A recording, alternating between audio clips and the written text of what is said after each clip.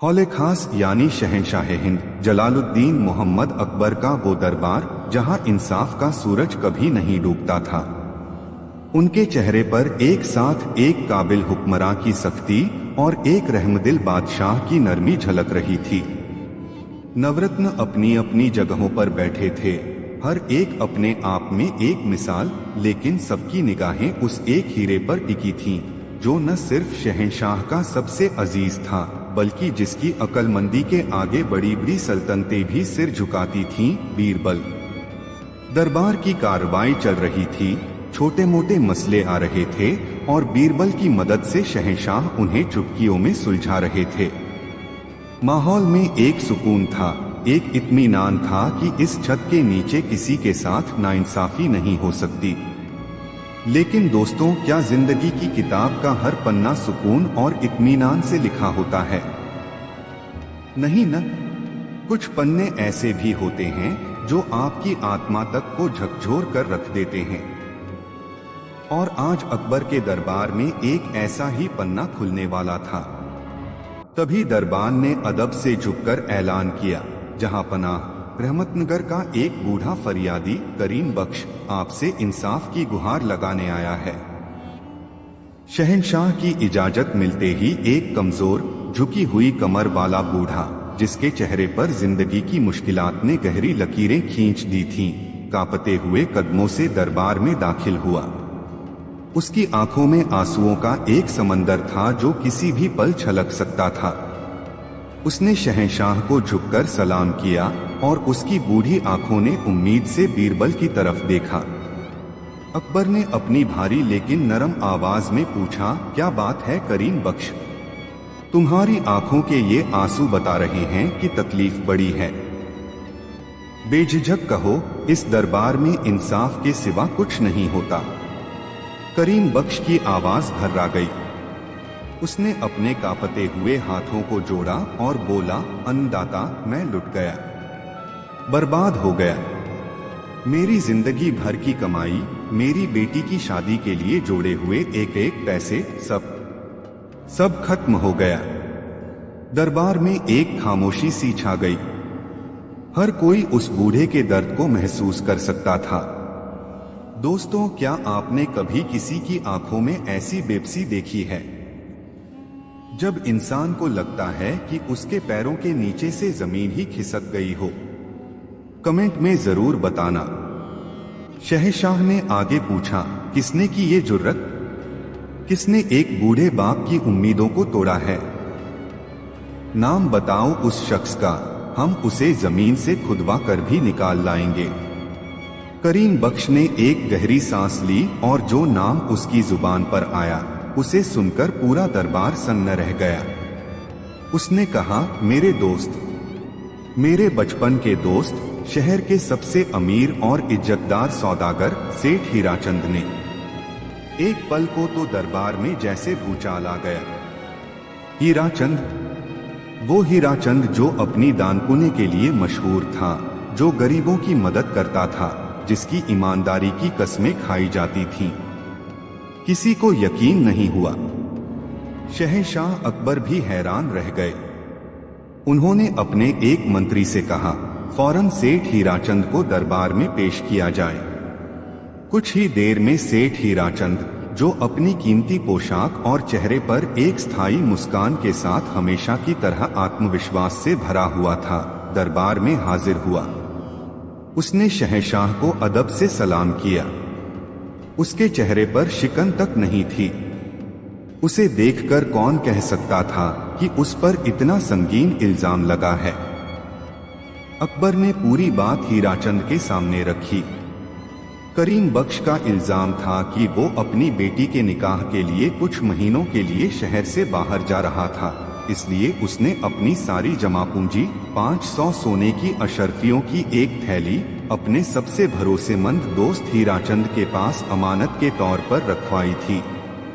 उसने ये अमानत शहर के बाहर आम के बाग में एक बड़े से पेड़ के नीचे दी थी। और जब वो वापस लौटा तो हीराचंद ने ऐसी किसी भी थैली को लेने से साफ इनकार कर दिया। हीराचंद ने अपनी सफाई में बड़ी शांति से कहा, जहां पनाह करीम मेरा दोस्त है, मैं इसकी बहुत इज्जत करता हूँ, लेकिन शायद इसकी उम्र हो गई है, इसलिए ये भूल रहा है। इसने मुझे कोई थैली नहीं दी। मैं भला अपने दोस्त के साथ ऐसा धोखा कैसे कर सकता हूँ? आप चाहें तो पूरे शहर में मेरे बारे में पता करवा लें। अब शहंशाह अकबर एक अजीब कशमकश में फंस गए। एक तरफ एक गरीब बेबस बूढ़ा था जिसकी आंखों में सच्चाई की नमी थी, और दूसरी तरफ एक अमीर इज्जतदार सेठ था जिसकी बातों में आत्मविश्वास और सच्चाई का दिखावा था। कोई गवाह नहीं, कोई सबूत नहीं, सिर्फ एक का लफ्ज दूसरे के खिलाफ। ये इंसाफ की वो तराजू थी जिसके दोनों पलड़े बराबर लग रहे थे, लेकिन एक में दौलत का भारीपन था तो दूसरे में गरीबी की मजबूरी। दोस्तों, अगर आप शहंशाह की जगह होते तो क्या करते? कैसे करते इंसाफ? ये सवाल सिर्फ एक कहानी का नहीं है, ये सवाल हमारी जिंदगी का भी है। कई बार हम ऐसी ही उलझनों में फंस जाते हैं न?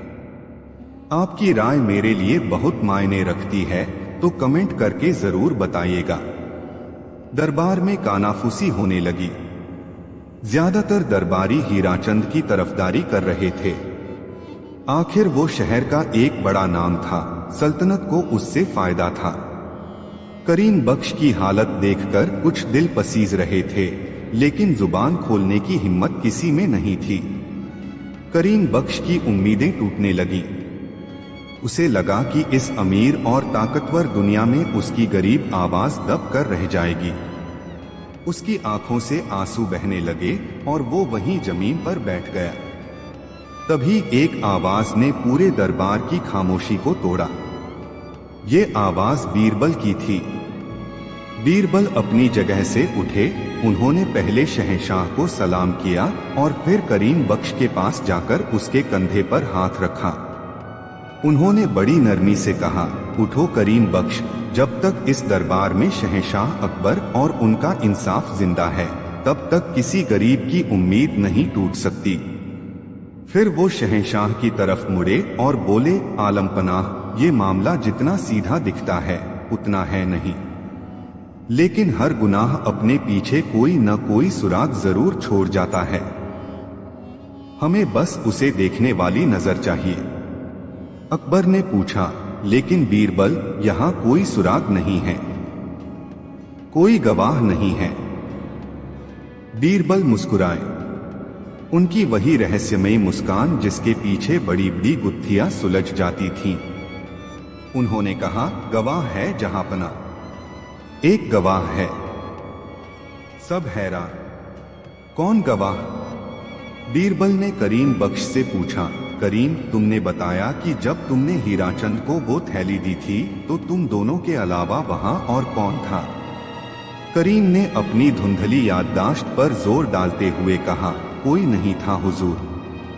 बस वो आम का बड़ा सा पेड़ था जिसकी छाव में हम बैठे थे।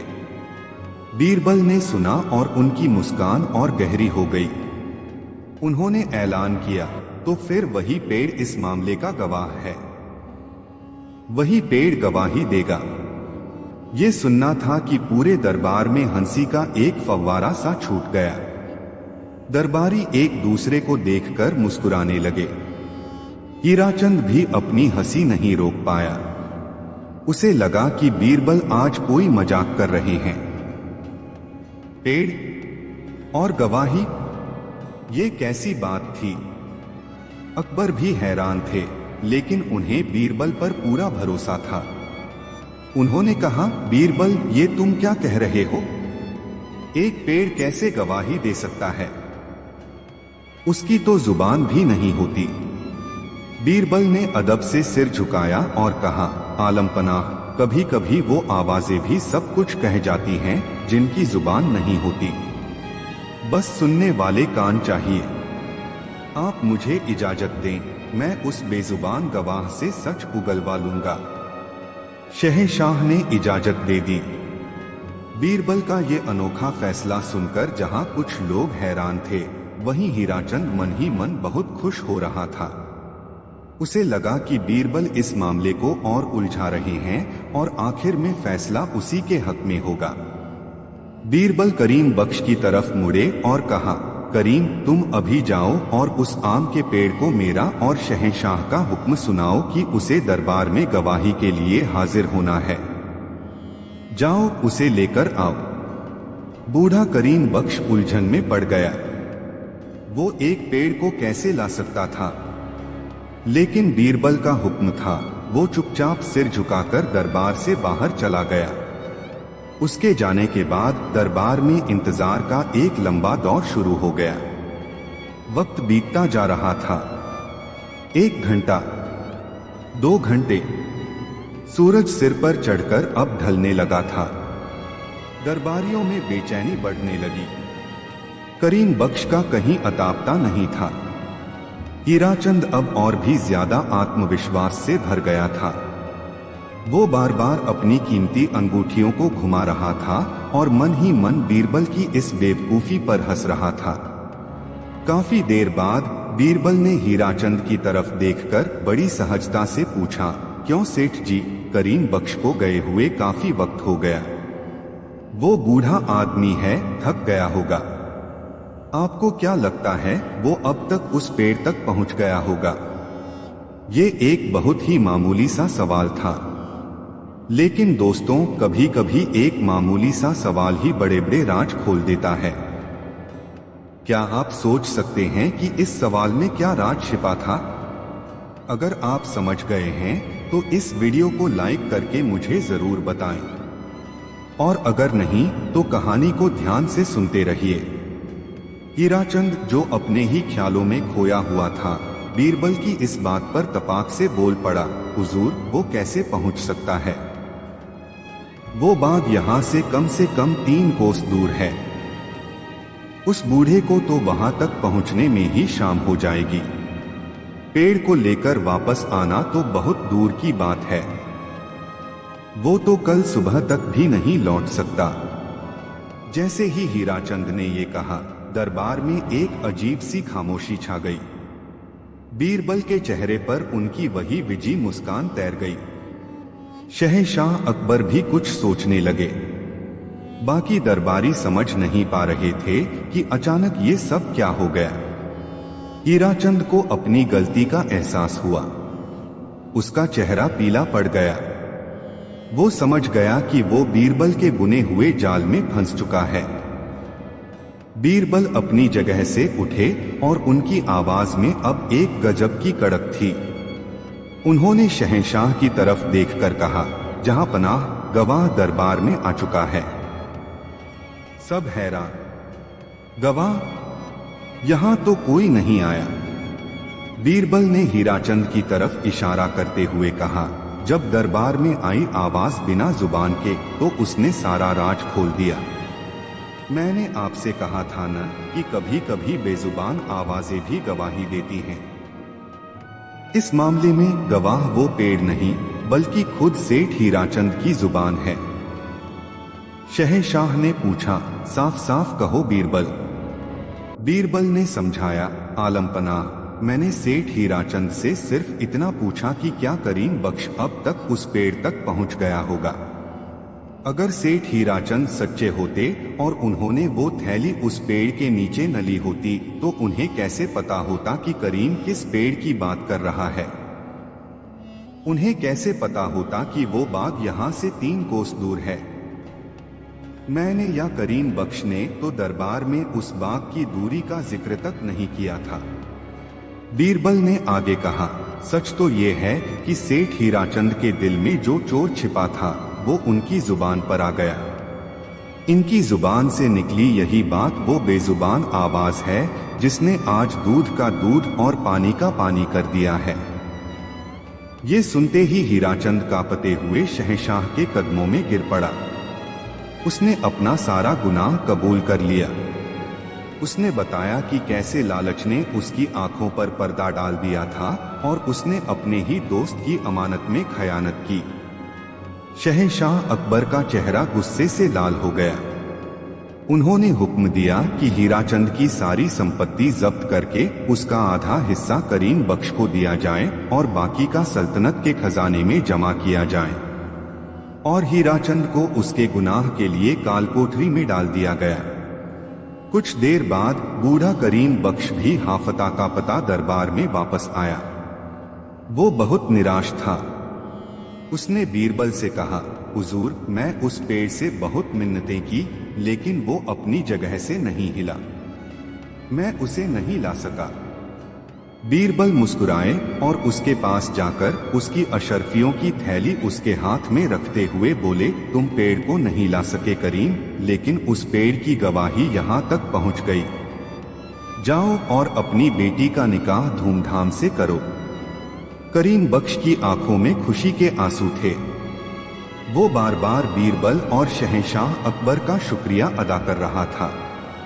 उस दिन दरबार ने एक बार फिर बीरबल की अक्लमंदी का लोहा माना। सब समझ गए कि इंसाफ के लिए हमेशा आंखों देखे गवाह या जुबान से निकली गवाही की जरूरत नहीं होती। कभी कभी एक खामोश सुराग, एक बेजुबान आवाज भी सच को सामने ले आती है। तो दोस्तों, कैसी लगी आपको ये कहानी? वो आवाज जिसकी जुबान नहीं थी, लेकिन जिसने एक बहुत बड़ा इंसाफ कर दिया। मुझे उम्मीद है कि इस कहानी ने आपके दिल को छुआ होगा। अगर हाँ, तो इस कहानी को अपने दोस्तों और परिवार के साथ शेयर करना मत भूलिएगा। और अगर आप ऐसी ही दिल को छू लेने वाली और दिमाग को झकझोर देने वाली कहानियां और सुनना चाहते हैं, तो इस चैनल को अभी सब्सक्राइब कर लीजिए और घंटी का बटन भी दबा दीजिए ताकि हमारी कोई भी कहानी आपसे मिस न हो। आपके लाइक, कमेंट और सब्सक्रिप्शन ही हमारी सबसे बड़ी ताकत है। और अगर आपको ये कहानी बहुत ही ज्यादा पसंद आई हो, तो नीचे दिए गए सुपर थैंक्स के बटन का इस्तेमाल करके आप हमें अपना खास प्यार भी भेज सकते हैं। आपके इस सहयोग के लिए हम हमेशा आपके आभारी रहेंगे। बहुत जल्द मिलेंगे एक नई कहानी के साथ। तब तक अपना ख्याल रखिएगा। वाह, आपका उत्साह देखकर मुझे भी कहानी को आगे बढ़ाने में एक नई ऊर्जा मिल रही है। तो चलिए अपनी कुर्सी की पेटी बांध लीजिए, क्योंकि हम एक बार फिर शहंशाह अकबर और बीरबल की दुनिया में गोता लगाने जा रहे हैं, एक ऐसे रहस्य में जो और भी गहरा होने वाला है। पिछली कहानी पर आपके प्यार और हौसला अफजाई के लिए दिल से शुक्रिया। ये कहानी सिर्फ मेरी नहीं, हमारी है। तो चलिए वहीं से शुरू करते हैं जहां हमने छोड़ा था। आगरा शहर, सल्तनते मुगलिया का धड़कता हुआ दिल। रात की खामोशी अब धीरे धीरे सुबह की पहली किरण के साथ टूट रही थी। अजान की पाक आवाज फिजा में घुल रही थी। मंदिरों से घंटियों की पवित्र ध्वनि आ रही थी और यमुना के घाटों पर जिंदगी की हलचल शुरू हो चुकी थी। सब कुछ रोज जैसा ही था, लेकिन आज आगरा की हवा में एक अनजाना सा खौफ था, एक बेचैनी थी। शाही महल से निकली एक खबर ने पूरे शहर को अपनी गिरफ्त में ले लिया था। शाही खजाने में चोरी, और चोरी भी ऐसी कि सुनने वालों के होश उड़ जाए। कोई मामूली चोरी नहीं, बल्कि उस हीरे की चोरी जिसे नूरे सल्तनत कहा जाता था। वो हीरा जो मुगलिया सल्तनत की आन, बान और शान का प्रतीक था। शहंशाह हिंद जलालुद्दीन मोहम्मद अकबर के दरबार खास में इस वक्त मौत जैसा सन्नाटा पसरा था। वही दरबार जो अपनी शानो शौकत के लिए मशहूर था, आज उसकी दीवारों से भी मायूसी टपक रही थी। शहंशाह अपने तख्त पर किसी पत्थर की मूरत की तरह बैठे थे। उनकी आंखों में गुस्सा, फिक्र और हैरानी का एक ऐसा तूफान था जिसे लफ्जों में बयान नहीं किया जा सकता था। उनके सामने जमीन पर शाही खजांची दौलत राम, एक बूढ़ा और तजुर्बेकार इंसान, किसी कटी हुई शाख की तरह पड़ा था। उसकी सफेद दाढ़ी आंसुओं से भीग चुकी थी और उसका पूरा जिस्म खौफ से कांप रहा था। यह नामुमकिन है, अकबर आखिरकार अपनी भारी और कड़क आवाज में गरजे। हमारी इजाजत के बिना जहां परिंदा पर नहीं मार सकता, उस शाही खजाने में किसी की घुसने की हिम्मत कैसे हुई? वो भी उस तिजोरी को तोड़कर जिसमें नूरे सल्तनत रखा था, जिस पर फिरंगियों का बनाया वो नायाब ताला लगा था। दौलत राम ने कांपते हुए कहा, आलम पनाह, तिजोरी टूटी नहीं है, ताला भी नहीं टूटा, वो अपनी जगह पर वैसे का वैसा ही लगा हुआ है। लेकिन हीरा अंदर नहीं है, वो गायब हो चुका है। यह बात तो और भी हैरान करने वाली थी। बिना ताला तोड़े, बिना तिजोरी को नुकसान पहुंचाए हीरा गायब कैसे हो सकता था? क्या ये कोई जादू था, कोई जिन्नात का काम था? दरबार में बैठे नवरत्नों और दूसरे अमीरों उमराओं में कानाफूसी शुरू हो गई। हर चेहरे पर एक ही सवाल था, आखिर ये हुआ कैसे? दोस्तों, क्या आपने कभी ऐसी पहेली के बारे में सुना है?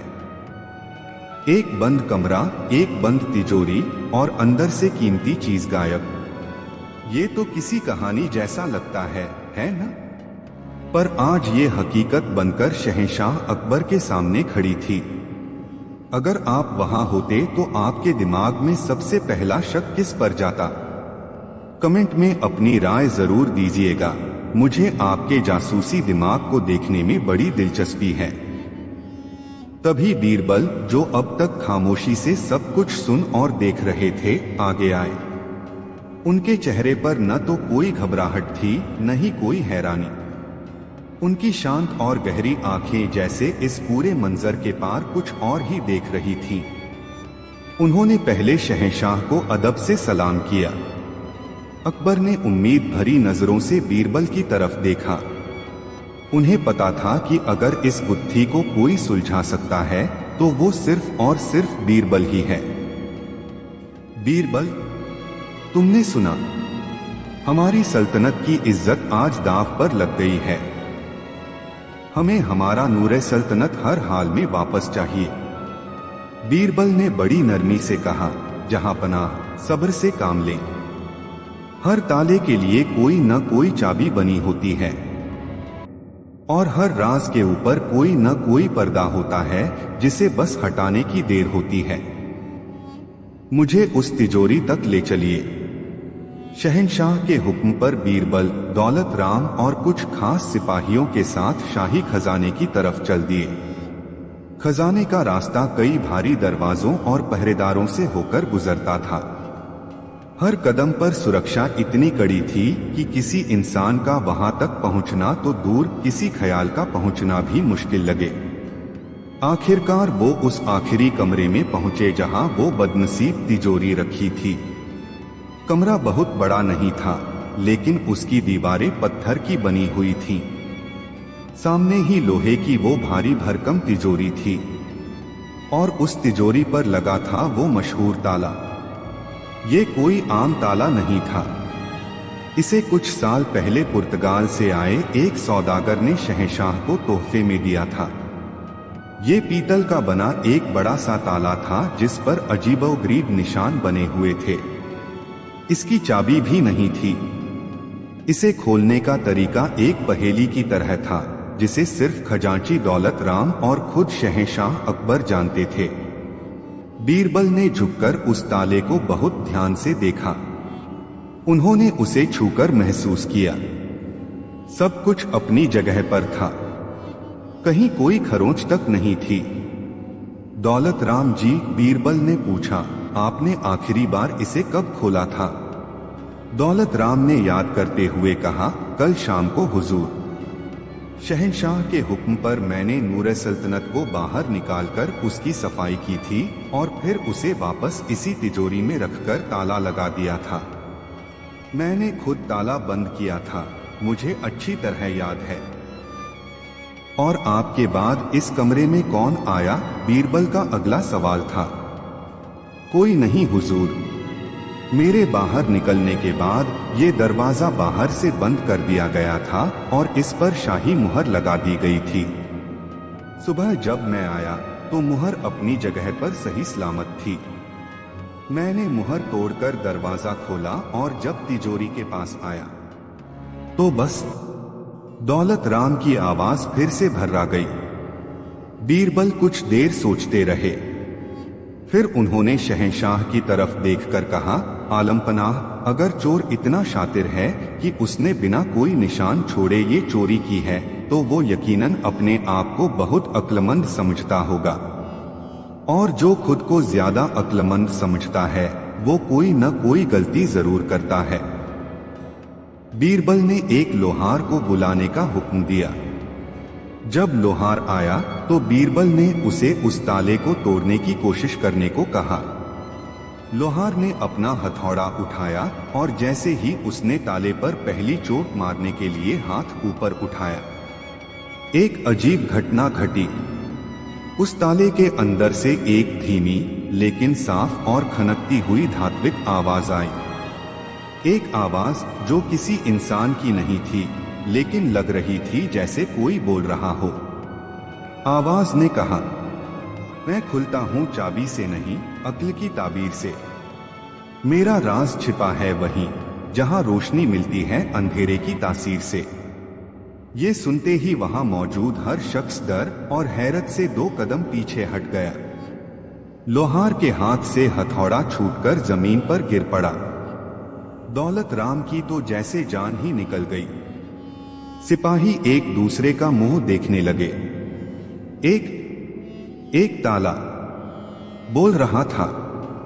दोस्तों, एक पल के लिए सोचकर देखिए, आप एक बंद कमरे में हैं, एक रहस्यमयी चोरी हो चुकी है और अचानक एक बेजान ताला आपसे बात करने लगे, वो भी एक पहेली के रूप में। आपके रोंगटे खड़े हो जाएंगे, है ना? मुझे तो यह सोचते हुए भी अजब सा लग रहा है। इस माहौल में सिर्फ एक ही शख्स था जिसके चेहरे पर डर या हैरानी की जगह एक हल्की सी बहुत ही रहस्यमयी मुस्कान आ गई थी, और वो था बीरबल। शहंशाह अकबर ने अपनी तलवार की मूठ पर हाथ रखते हुए कहा, ये क्या बदतमीजी है? ये किसकी आवाज थी? कौन है यहाँ? बीरबल ने शहंशाह को शांत करते हुए कहा, यहाँ कोई नहीं है जहांपना। ये आवाज इसी ताले के अंदर से आई है। लगता है हमारा चोर सिर्फ चोर नहीं बल्कि एक कलाकार भी है, और वो हमारे साथ एक खेल खेलना चाहता है। खेल? अकबर गुस्से में बोले, उसकी ये जुर्रत! वो हमारी सल्तनत की इज्जत चुराकर हमारे साथ खेल खेलेगा? जी जहांपनाह, बीरबल ने कहा, और हमें इस खेल को उसी के नियमों के साथ खेलना होगा, क्योंकि उसने हमें पहला सुराग दे दिया है।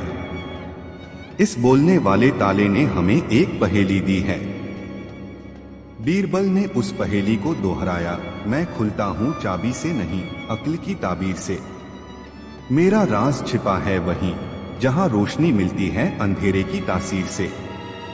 दरबार में वापस लौटकर इस बोलने वाले ताले और उसकी पहेली की खबर आग की तरह फैल गई। किसी को यकीन नहीं हो रहा था। कुछ लोग इसे जिन्नात और भूतों का काम बताने लगे, तो कुछ इसे किसी दुश्मन की खतरनाक साजिश। पूरा दरबार इसी एक पहेली में उलझकर रह गया था। जहां रोशनी मिलती है अंधेरे की तासीर से, इसका क्या मतलब हो सकता है? एक दरबारी ने कहा, शायद इसका मतलब है दिया और बाती। जहां दिए की रोशनी बाती के अंधेरे से मिलती है। दूसरे ने कहा, नहीं, इसका मतलब है सुबह और शाम का वक्त, जब दिन की रोशनी रात के अंधेरे में बदलती है। तरह तरह की बातें होने लगी, लेकिन कोई भी मतलब ऐसा नहीं था जो इस गुत्थी को सुलझा सके। शहंशाह का सब्र अब जवाब दे रहा था। उन्होंने बीरबल से पूछा, बीरबल, तुम्हारे दिमाग में कुछ आ रहा है? इस वाहियात पहेली का क्या मतलब है? बीरबल ने अदब से सिर झुकाया। जहांपनाह, पहेलियां कभी वाहियात नहीं होती। वो सच तक पहुंचने का एक घुमावदार रास्ता होती हैं।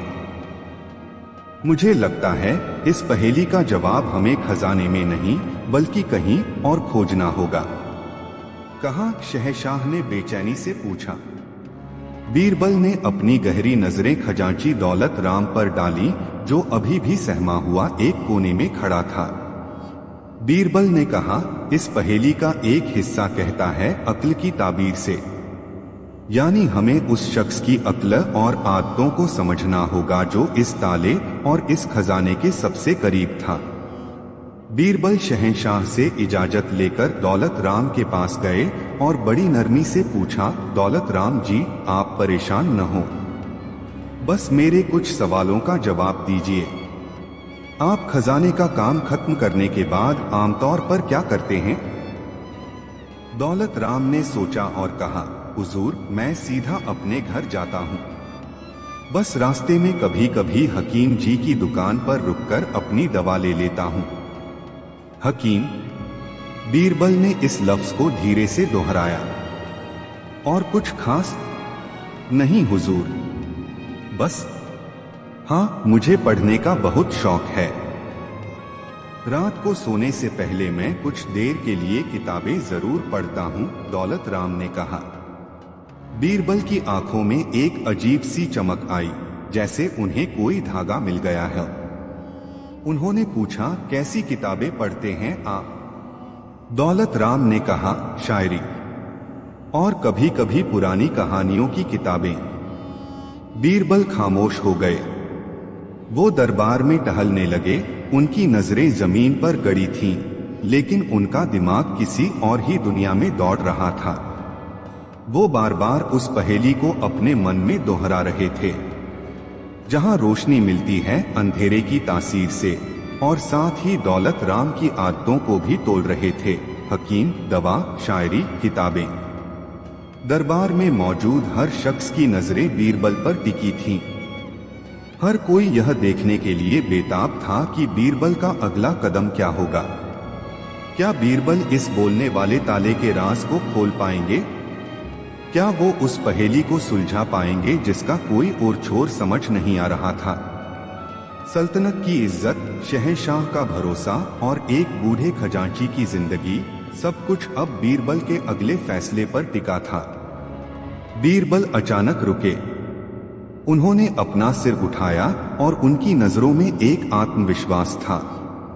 उन्होंने शहंशाह की तरफ देखा और कहा, आलम पनाह, मुझे लगता है चोर ने जो जाल बिछाया है उसकी पहली गांठ मुझे मिल गई है, लेकिन इसे खोलने के लिए मुझे आपकी इजाजत और 24 घंटे की मोहलत चाहिए होगी। कहानी अभी बाकी है मेरे दोस्त। ये तो बस एक उलझे हुए धागे का पहला सिरा है। क्या बीरबल सही रास्ते पर हैं? दौलत राम की किताबों और हकीम की दुकान का इस बोलने वाले ताले से क्या ताल्लुक हो सकता है? और सबसे बड़ा सवाल, वो चोर कौन है जो इतना शातिर है कि उसने बीरबल को भी सोचने पर मजबूर कर दिया? ये सब जानेंगे हम इस कहानी के अगले हिस्से में। अगर आपके दिमाग में कोई थ्योरी चल रही है तो मुझसे शेयर करने में बिल्कुल न झिझकें। और अगर ये रहस्यमयी सफर आपको पसंद आ रहा है तो अपना प्यार दिखाना न भूलें। मिलते हैं बहुत जल्द इसी कहानी के अगले मोड़ पर। बेशक मुझे इस कहानी को आगे ले जाने में बहुत खुशी हो रही है। ऐसा लगता है कि हम एक साथ इस रहस्य की परतों को खोल रहे हैं। आपके पिछले कमेंट्स और उत्साह ने इस कहानी में और जान डाल दी है। तो चलिए फिर से उस दौर में लौटते हैं जहां एक बोलने वाला ताला पूरे दरबार को परेशान किए हुए है और बीरबल ने इस गुत्थी को सुलझाने के लिए 24 घंटे की मोहलत ली है। 24 घंटे। वक्त का ये छोटा सा टुकड़ा अब सल्तनते मुलिया की इज्जत का पहरेदार बन गया था। शहंशाह अकबर ने बीरबल को इजाजत तो दे दी थी, लेकिन उनके दिल में एक अजीब सी बेचैनी थी। शाही खजाने से नूरे सल्तनत का गायब हो जाना किसी अंग के कट जाने जैसा था। वो बार बार अपने तख्त पर पहलू बदल रहे थे। उनकी नजरें उस दरवाजे पर टिकी थीं जिससे बीरबल बाहर गया था। पूरा दरबार अब एक अजीब से इंतजार के समंदर में डूब गया था। हर कोई जानना चाहता था कि आखिर बीरबल इन 24 घंटों में ऐसा क्या करिश्मा करने वाले हैं। लेकिन दोस्तों, बीरबल ने जो किया वो किसी की सोच से भी परे था। उन्होंने न तो हकीम की दुकान पर छापा मारा, न ही खजांची दौलत राम के घर की तलाशी ली। उन्होंने किसी भी संदिग्ध से कोई पूछताछ नहीं की। इसके बजाय बीरबल ने कुछ ऐसा किया जो बहुत ही मामूली और गैरजरूरी लग रहा था। उन्होंने अपने सबसे भरोसेमंद सिपाहियों को बुलाया और उन्हें आगरा शहर के अलग अलग कूचों और बाजारों में भेज दिया। उनका हुक्म बहुत अजीब था। उन्होंने कहा, जाओ और शहर में पता करो। मुझे किसी खजाने या चोर की खबर नहीं चाहिए। मुझे उस बच्चे की खबर चाहिए जो सिर्फ और सिर्फ सच बोलता हो। एक ऐसा बच्चा जिसकी जुबान पर झूठ का एक लफ्ज भी न आता हो। एक ऐसा बच्चा जो दुनिया की चालाकी और बनावट से कोसों दूर हो। सिपाही हैरान रह गए। आलमपनाह का सबसे कीमती हीरा चोरी हो गया है, सल्तनत में हड़कंप मचा है और उनके सबसे काबिल मंत्री एक ऐसे बच्चे को ढूंढ रहे हैं जो सिर्फ सच बोलता हो। ये कैसी पहेली थी? इसका उस बोलने वाले ताले और चोरी हुए हीरे से क्या लेना देना हो सकता है? क्या आप भी यही सोच रहे हैं? सोचिए, एक तरफ इतना बड़ा और उलझा हुआ जुर्म और दूसरी तरफ एक बच्चे की तलाश। बीरबल के दिमाग में आखिर चल क्या रहा होगा? क्या आपके पास कोई अंदाजा है? अपनी थ्योरी मेरे साथ कमेंट में शेयर कीजिएगा। देखते हैं किसका दिमाग बीरबल के दिमाग के सबसे करीब पहुंचता है। सिपाही हुक्म के गुलाम पूरे शहर में फैल गए। वो पान की दुकानों से लेकर सराय तक, मदरसों से लेकर खेल के मैदानों तक, हर जगह बस एक ही सवाल पूछ रहे थे, क्या तुमने किसी ऐसे बच्चे के बारे में सुना है जो कभी झूठ नहीं बोलता? घंटे बीतते जा रहे थे। दोपहर ढलकर शाम में बदलने लगी थी। ज्यादातर जगहों से सिपाहियों को नाकामी ही हाथ लगी। लोग उनका मजाक उड़ा रहे थे। जनाब, इस कलयुग में तो फरिश्ते भी सच बोलने से डरते हैं। आप बच्चे की बात करते हैं। कोई कहता, ऐसा बच्चा तो माँ के पेट में ही मिलेगा, धरती पर नहीं। लेकिन बीरबल का भरोसा डिगा नहीं। वो जानते थे कि हर शहर में कुछ कहानियां ऐसी होती हैं जो आम नहीं होती, और उन्हें ऐसी ही एक कहानी की तलाश थी। आखिरकार जब सूरज डूबने ही वाला था, एक सिपाही हांफता हुआ बीरबल के पास पहुंचा। उसकी आंखों में कामयाबी की चमक थी। उसने बताया, हुजूर, मिल गया। शहर के बाहर जहां कुम्हारों की बस्ती है, वहां एक परिवार रहता है। उस कुम्हार का एक 7-8 साल का बेटा है, नाम है समीर। पूरा मोहल्ला उसे सच्चा समीर कहकर बुलाता है। वो ऐसा बच्चा है हुजूर कि अगर माँ जले हुए खाने को अच्छा बताकर परोसे तो वो मेहमानों के सामने ही कह देता है कि खाना जला हुआ है।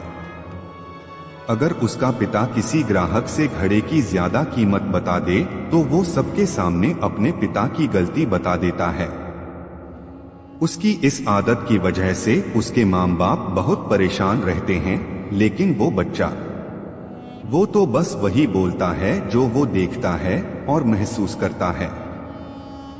बीरबल के चेहरे पर एक गहरी मुस्कान फैल गई। वही मुस्कान जो किसी बड़ी पहेली के सुलझने की पहली निशानी होती थी। उन्होंने कहा, चलो, मुझे उस बच्चे से मिलना है। बीरबल ने अपने शाही लिबास को उतारकर एक आम सौदागर जैसे कपड़े पहने और उस सिपाही के साथ कुम्हारों की उस बस्ती की तरफ चल दिए। जब वो समीर के घर पहुंचे तो एक छोटा सा, कच्चा लेकिन साफ सुथरा आंगन था। एक औरत जो शायद समीर की माँ थी, उदास सी बैठी चक्की पीस रही थी। आंगन के एक कोने में एक छोटा सा बच्चा मिट्टी के एक टूटे हुए खिलौने से खेल रहा था। उसके बाल बिखरे हुए थे, कपड़ों पर मिट्टी लगी थी, लेकिन उसकी आंखों में एक अजीब सी मासूमियत और सच्चाई की चमक थी। बीरबल ने उस औरत से पानी पिलाने का अनुरोध किया। औरत ने अदब से उन्हें एक खाट पर बिठाया और पानी लेने अंदर चली गई। बीरबल बच्चे के पास गए और बैठ गए। तुम्हारा नाम क्या है? बीरबल ने बड़ी नरमी से पूछा। बच्चे ने अपनी बड़ी बड़ी आंखों से बीरबल को देखा और साफ आवाज में कहा, मेरा नाम समीर है, लेकिन मेरे दोस्त मुझे चिढ़ाने के लिए सच्चा समीर बुलाते हैं। मेरी माँ कहती है कि मेरी जुबान पर लगाम नहीं है। बीरबल मुस्कुरा दिए। उन्होंने अपनी जेब से एक चमकता हुआ कांच का टुकड़ा निकाला और समीर की तरफ बढ़ाते हुए कहा, देखो ये कितना खूबसूरत हीरा है, क्या तुम इसे लेना चाहोगे? समीर ने उस कांच के टुकड़े को हाथ में लिया, उसे घुमा फिरा कर देखा और फिर बीरबल की आंखों में देखते हुए बोला, ये हीरा नहीं है, ये तो बस एक कांच का टुकड़ा है। मेरे पिता के दोस्त के पास असली हीरा है, वो सूरज की रोशनी में 7 रंग छोड़ता है, इसमें तो बस एक ही रंग दिख रहा है, ये नकली है। इतना कहकर उसने वो कांच का टुकड़ा बीरबल को वापस कर दिया। बस यही वो पल था। बीरबल को अपना जवाब मिल गया था। इस बच्चे की नजरें धोखा नहीं खा सकती थीं। इसकी जुबान सच के सिवा कुछ और बोल ही नहीं सकती थी। ये बच्चा कोई मामूली बच्चा नहीं था। ये बीरबल के लिए उस बोलने वाले ताले की पहेली का जवाब था। जहां रोशनी मिलती है अंधेरे की तासीर से बीरबल समझ गए थे। रोशनी यानी इस बच्चे की आंखों की सच्ची रोशनी। अंधेरा यानी उस शातिर चोर का फैलाया हुआ फरेब और झूठ का अंधेरा। इस बच्चे की सच्चाई ही उस अंधेरे को चीर सकती थी।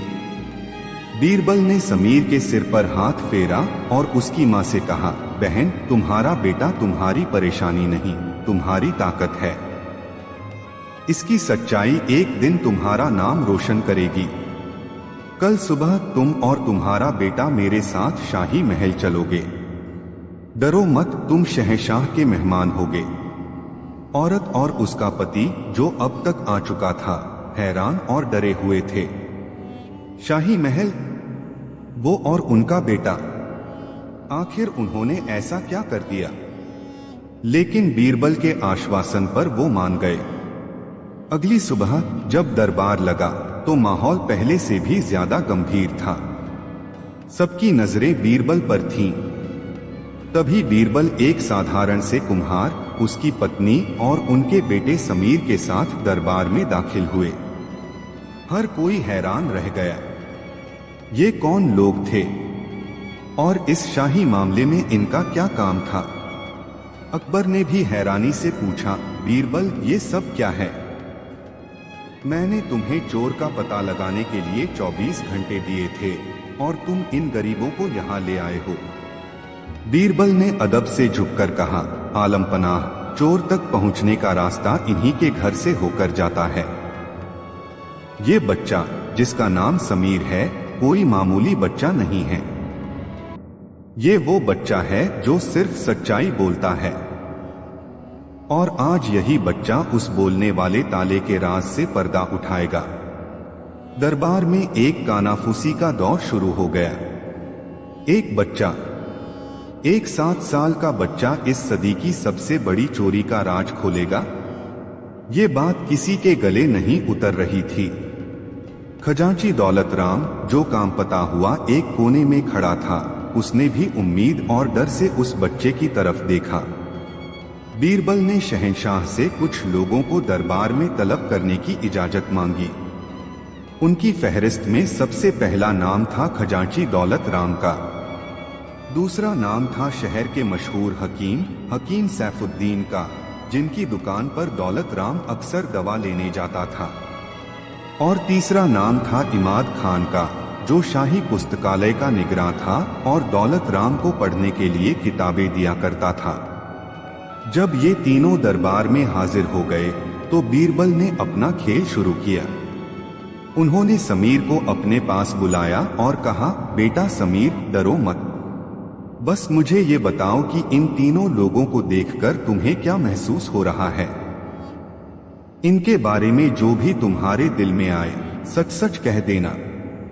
अब सबकी सांसें रुक गईं।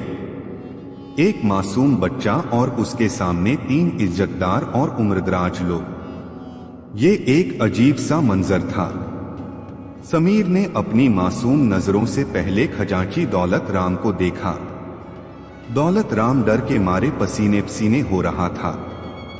समीर ने कहा, ये चाचा, ये बहुत डरे हुए हैं।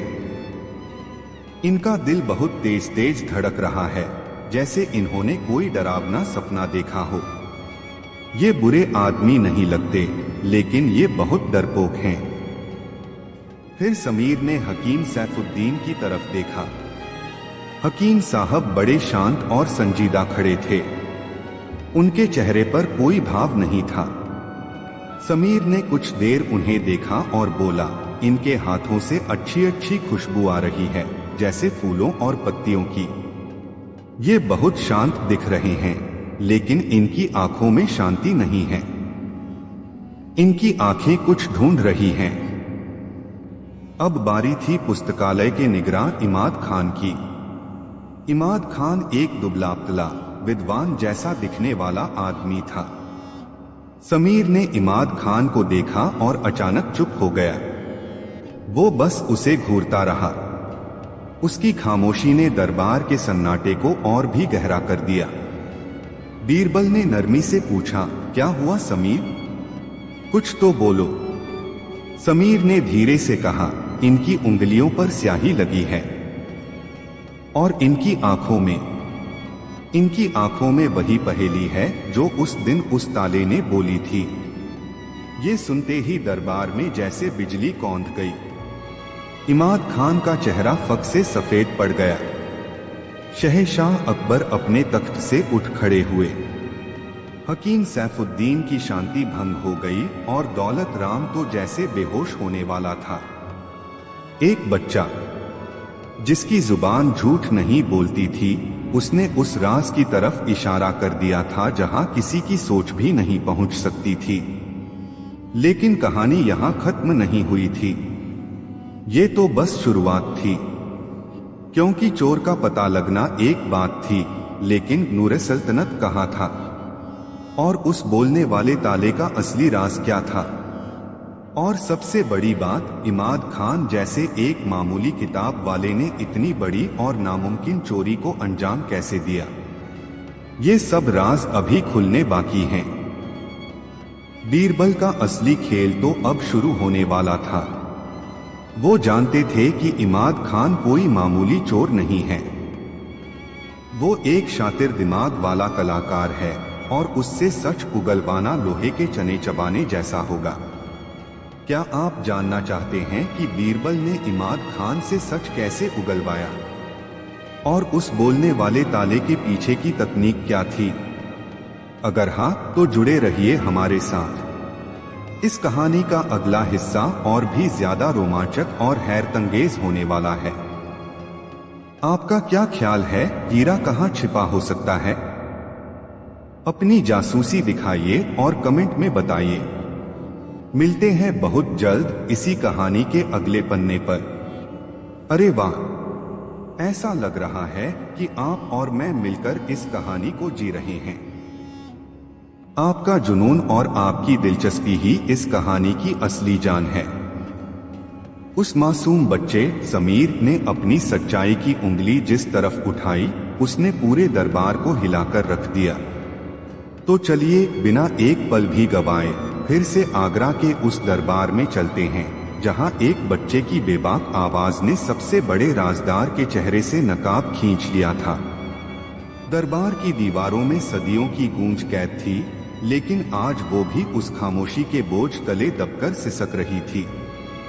वो खामोशी जो किसी तूफान के आने से पहले होती है। एक 7 साल के बच्चे समीर के वो आखिरी शब्द अभी भी हवा में तैर रहे थे। इनकी आंखों में वही पहेली है जो उस दिन उस ताले ने बोली थी। हर एक नजर, हर एक सांस उस एक शख्स पर जाकर जम गई थी, शाही पुस्तकालय का निगरां इमाद खान। वो इमाद खान जो अब तक दरबार के एक कोने में किसी पुरानी भूली बिसरी किताब की तरह खामोश खड़ा था, अचानक से कहानी का सबसे अहम किरदार बन चुका था। उसका चेहरा उस कोरे कागज की तरह सफेद पड़ गया था जिस पर अभी अभी मौत का पैगाम लिखा गया हो। उसकी वो विद्वता वाली शांत आंखें, जिनमें कल तक ज्ञान का सागर झलकता था, आज उनमें एक पकड़ा गया चोर का खौफ तैर रहा था। शहंशाह हिंद जलालुद्दीन मोहम्मद अकबर अपने सिंहासन से ऐसे उठे जैसे उनके तख्त में किसी ने आग लगा दी हो। उनकी आंखों में गुस्सा नहीं, एक हैरत थी, एक धोखा खाने का दर्द था। उनकी गरजती हुई आवाज ने उस खामोशी को चीर दिया। इमाद खान, ये बच्चा क्या कह रहा है? इमाद खान कांप उठा। एक पल के लिए लगा कि वो सच के इस पहले ही वार से टूटकर बिखर जाएगा और शहंशाह के कदमों में गिरकर अपना गुनाह कबूल कर लेगा। लेकिन दोस्तों, क्या एक शातिर दिमाग इतनी आसानी से हार मान सकता है? वो दिमाग जिसने सल्तनते मुगलिया की सबसे महफूज तिजोरी को बिना छुए खाली कर दिया था। नहीं, इमाद खान ने एक गहरी सांस ली। उसने अपने अंदर के खौफ को अपनी झूठी हिम्मत की चादर के नीचे छिपाया। उसने अपने चेहरे पर फिर से वो विद्वान वाली संजीदगी का नकाब चढ़ाया और अपनी कांपती हुई आवाज को संभालते हुए बोला, आलमपना, ये बस एक बच्चा है। बच्चे तो कुछ भी कह देते हैं, इनकी बातों का क्या भरोसा। मैं तो आपका एक नाचीज खादिम हूँ, किताबों की धूल में जिंदगी गुजार दी। मेरा और नूरे सल्तनत का। खामोश बीरबल की शांत लेकिन दृढ़ आवाज गूंजी। ये पहली बार था कि बीरबल ने इमाद खान से सीधे तौर पर बात की थी। बीरबल उस बच्चे समीर के पास से चलकर इमाद खान के सामने आ खड़े हुए। उनकी आंखों में गुस्सा नहीं, एक अजीब सी चमक थी, जैसे वो किसी शिकारी को नहीं बल्कि एक बराबर के खिलाड़ी को देख रहे हों। बीरबल ने कहा, इमाद खान, ये बच्चा नहीं, ये सच्चाई का वो आईना है जिसमें तुम्हारी असलियत नजर आ गई है। तुम जानते हो इस बच्चे ने तुम्हें कैसे पहचाना? क्योंकि तुम्हारी आंखों में वो गुरूर है, वो फक्र है जो एक कामयाब मुजरिम की आंखों में होता है। तुमने चोरी नहीं की, तुमने अपनी अक्ल का एक ऐसा नमूना पेश किया है जिस पर तुम अंदर ही अंदर जश्न मना रहे हो। और तुम्हारी यही जीत की चमक, तुम्हारी आंखों की इसी पहेली को इस मासूम बच्चे ने पढ़ लिया। बीरबल के हर लफ्ज किसी हथौड़े की तरह इमाद खान के झूठे आत्मविश्वास पर चोट कर रहे थे।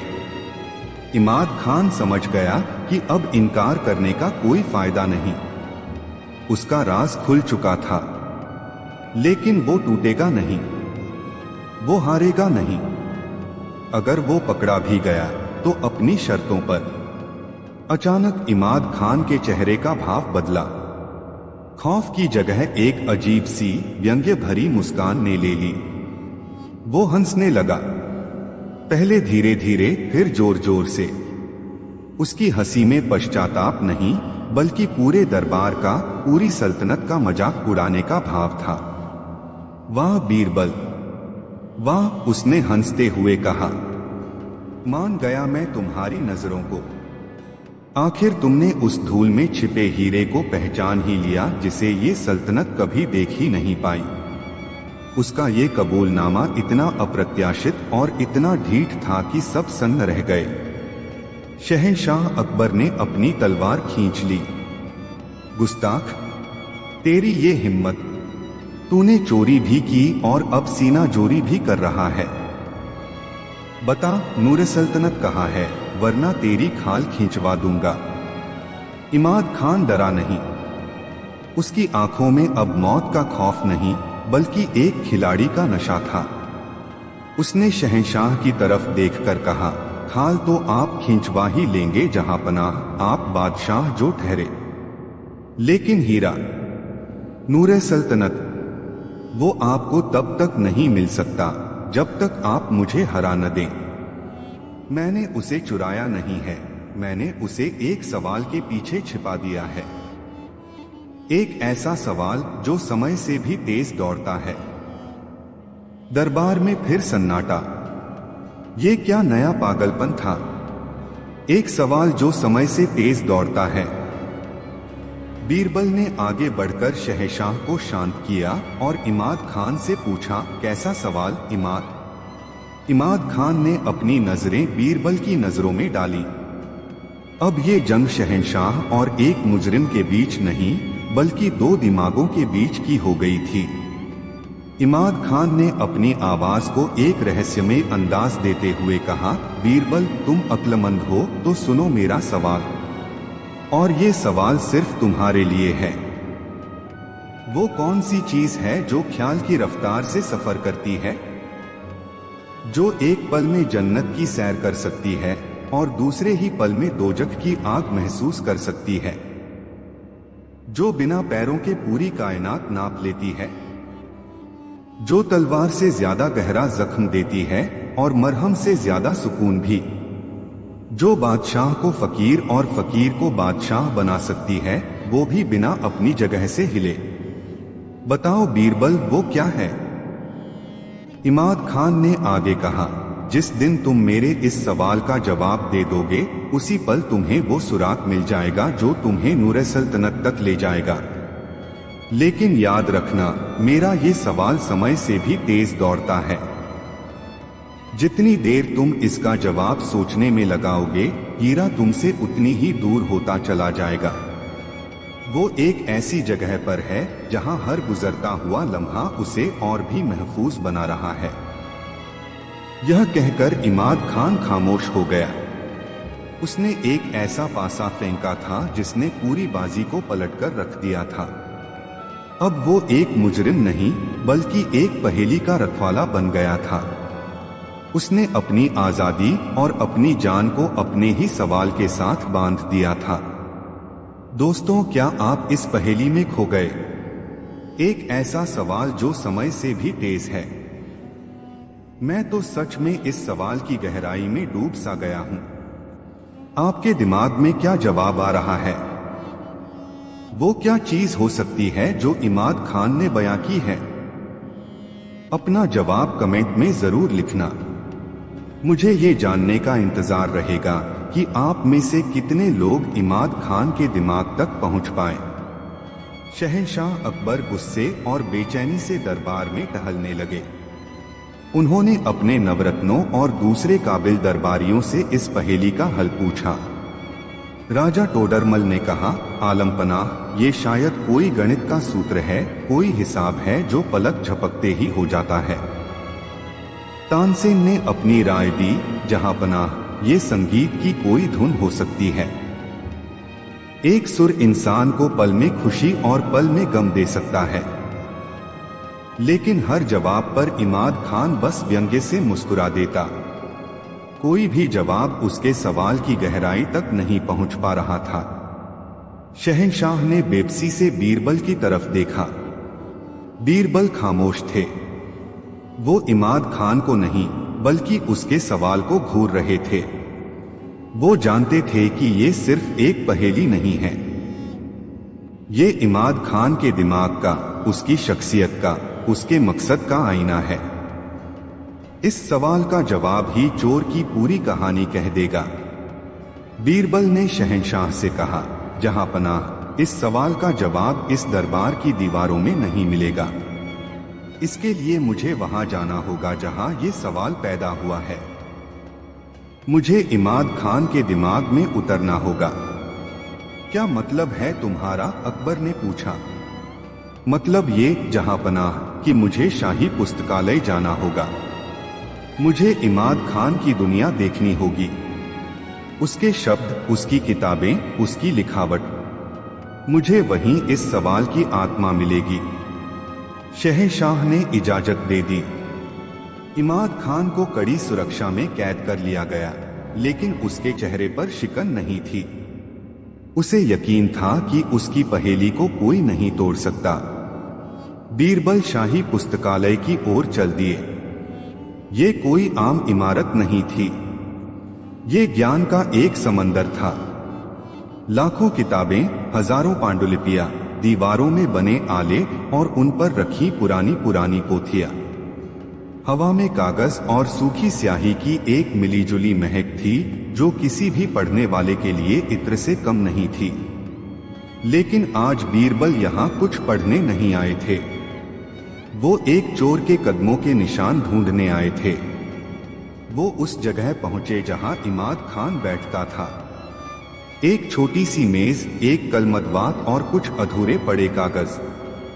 बीरबल ने हर चीज को बहुत ध्यान से देखना शुरू किया। अगर आप बीरबल की जगह होते तो इस किताबों के ढेर और कागजों के समंदर में क्या ढूंढते? कहां से शुरू करते आप अपनी जांच?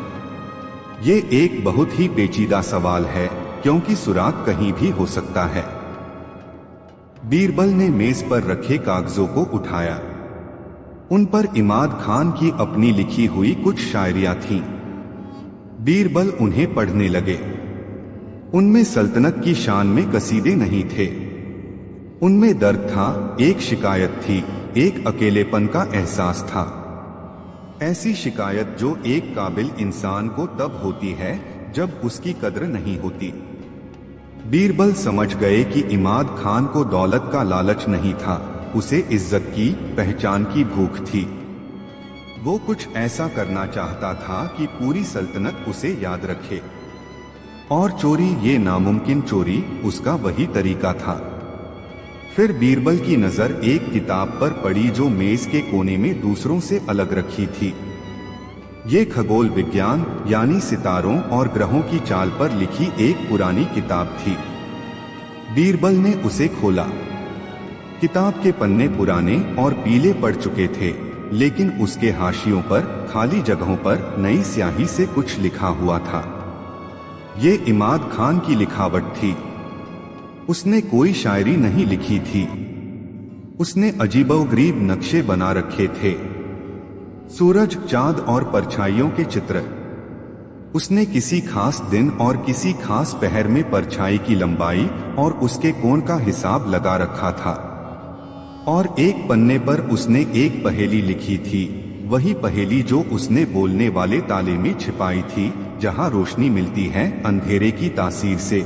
और उस पहेली के नीचे उसने आज की तारीख लिख रखी थी। बीरबल की आंखें चमक उठीं, जैसे अंधेरे कमरे में किसी ने मशाल जला दी हो। वो समझ गए, सारी कड़ियां जुड़ने लगी थीं। बोलने वाले ताले की पहेली, इमाद खान का खगोल विज्ञान में जुनून, परछाइयों के नक्शे और अब ये समय से तेज दौड़ता सवाल, ये सब एक ही धागे में पिरोया हुआ था। क्या आप इन कड़ियों को जोड़ पा रहे हैं? बोलने वाले ताले की पहली पहेली और इमाद खान के इस जुनून के बीच क्या गहरा रिश्ता हो सकता है? ये थोड़ा मुश्किल है, लेकिन कोशिश कीजिए, आपका दिमाग भी बीरबल की तरह तेज चलने लगेगा। बीरबल को एहसास हुआ कि इमाद खान का सवाल सिर्फ एक सवाल नहीं, बल्कि एक पता है। एक ऐसा पता जो किसी नक्शे पर नहीं, बल्कि समय के ऊपर लिखा है। और हीरा, हीरा किसी संदूक या तिजोरी में नहीं, बल्कि इमाद खान डरा नहीं। उसकी आंखों में अब मौत का खौफ नहीं, बल्कि एक खिलाड़ी का नशा था। उसने शहंशाह की तरफ देखकर कहा, खाल तो आप खींचवा ही लेंगे जहां पनाह, आप बादशाह जो ठहरे। लेकिन हीरा, नूरे सल्तनत, वो आपको तब तक नहीं मिल सकता जब तक आप मुझे हरा न दें। मैंने उसे चुराया नहीं है, मैंने उसे एक सवाल के पीछे छिपा दिया है। एक ऐसा सवाल जो समय से भी तेज दौड़ता है। दरबार में फिर सन्नाटा। ये क्या नया पागलपन था? एक सवाल जो समय से तेज दौड़ता है। बीरबल ने आगे बढ़कर शहंशाह को शांत किया और इमाद खान से पूछा, कैसा सवाल इमाद? इमाद खान ने अपनी नजरें बीरबल की नजरों में डाली। अब ये जंग शहंशाह और एक मुजरिम के बीच नहीं बल्कि दो दिमागों के बीच की हो गई थी। इमाद खान ने अपनी आवाज को एक रहस्यमय अंदाज देते हुए कहा, बीरबल तुम अक्लमंद हो तो सुनो मेरा सवाल, और ये सवाल सिर्फ तुम्हारे लिए है। वो कौन सी चीज है जो ख्याल की रफ्तार से सफर करती है, जो एक पल में जन्नत की सैर कर सकती है और दूसरे ही पल में दोजख की आग महसूस कर सकती है, जो बिना पैरों के पूरी कायनात नाप लेती है, जो तलवार से ज्यादा गहरा जख्म देती है और मरहम से ज्यादा सुकून भी, जो बादशाह को फकीर और फकीर को बादशाह बना सकती है, वो भी बिना अपनी जगह से हिले। बताओ बीरबल वो क्या है? इमाद खान ने आगे कहा, जिस दिन तुम मेरे इस सवाल का जवाब दे दोगे उसी पल तुम्हें वो सुराग मिल जाएगा जो तुम्हें नूरे सल्तनत तक ले जाएगा। लेकिन याद रखना, मेरा ये सवाल समय से भी तेज दौड़ता है। जितनी देर तुम इसका जवाब सोचने में लगाओगे, हीरा तुमसे उतनी ही दूर होता चला जाएगा। वो एक ऐसी जगह पर है जहां हर गुजरता हुआ लम्हा उसे और भी महफूज बना रहा है। यह कहकर इमाद खान खामोश हो गया। उसने एक ऐसा पासा फेंका था जिसने पूरी बाजी को पलटकर रख दिया था। अब वो एक मुजरिम नहीं बल्कि एक पहेली का रखवाला बन गया था। उसने अपनी आजादी और अपनी जान को अपने ही सवाल के साथ बांध दिया था। दोस्तों, क्या आप इस पहेली में खो गए? एक ऐसा सवाल जो समय से भी तेज है। मैं तो सच में इस सवाल की गहराई में डूब सा गया हूं। आपके दिमाग में क्या जवाब आ रहा है? वो क्या चीज हो सकती है जो इमाद खान ने बयां की है? अपना जवाब कमेंट में जरूर लिखना। मुझे ये जानने का इंतजार रहेगा कि आप में से कितने लोग इमाद खान के दिमाग तक पहुंच पाए। शहंशाह अकबर गुस्से और बेचैनी से दरबार में टहलने लगे। उन्होंने अपने नवरत्नों और दूसरे काबिल दरबारियों से इस पहेली का हल पूछा। राजा टोडरमल ने कहा, आलमपनाह, ये शायद कोई गणित का सूत्र है, कोई हिसाब है जो पलक झपकते ही हो जाता है। तानसेन ने अपनी राय दी, जहांपनाह, ये संगीत की कोई धुन हो सकती है। एक सुर इंसान को पल में खुशी और पल में गम दे सकता है। लेकिन हर जवाब पर इमाद खान बस व्यंग्य से मुस्कुरा देता। कोई भी जवाब उसके सवाल की गहराई तक नहीं पहुंच पा रहा था। शहंशाह ने बेबसी से बीरबल की तरफ देखा। बीरबल खामोश थे। वो इमाद खान को नहीं बल्कि उसके सवाल को घूर रहे थे।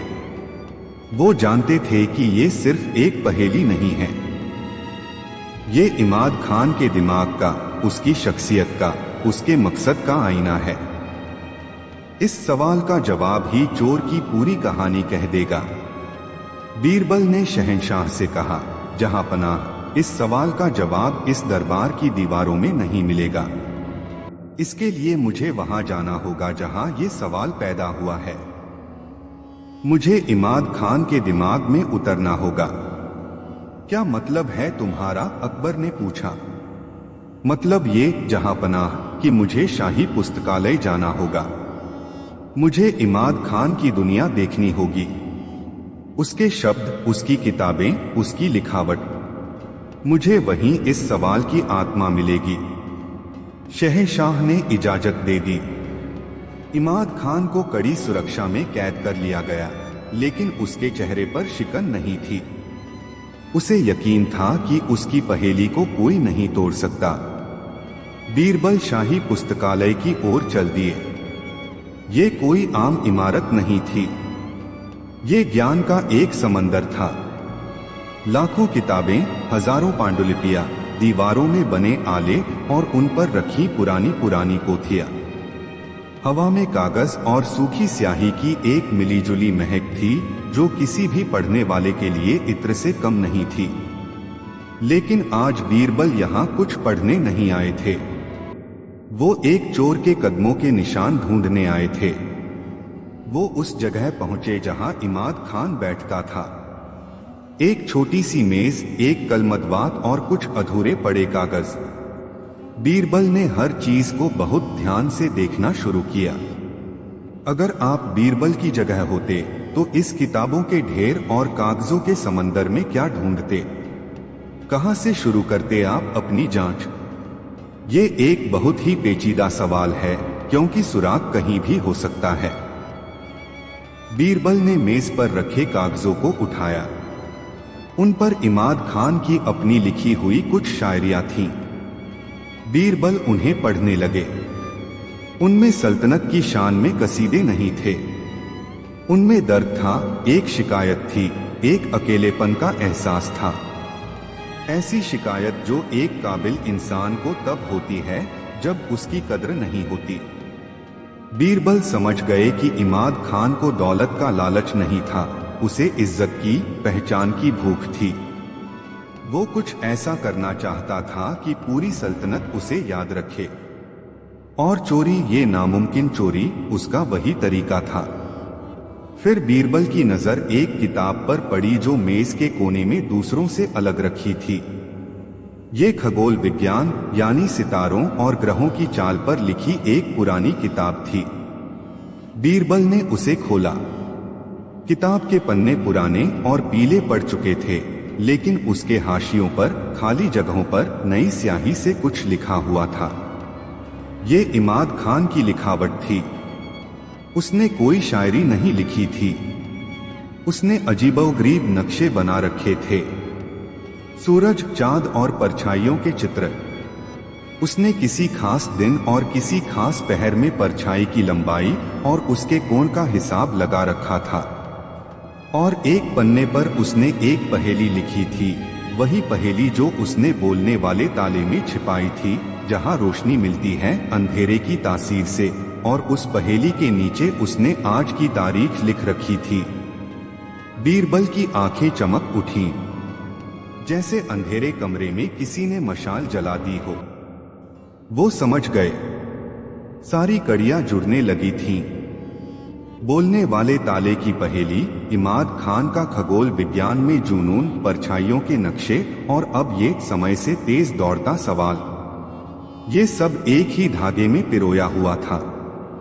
क्या आप इन कड़ियों को जोड़ पा रहे हैं?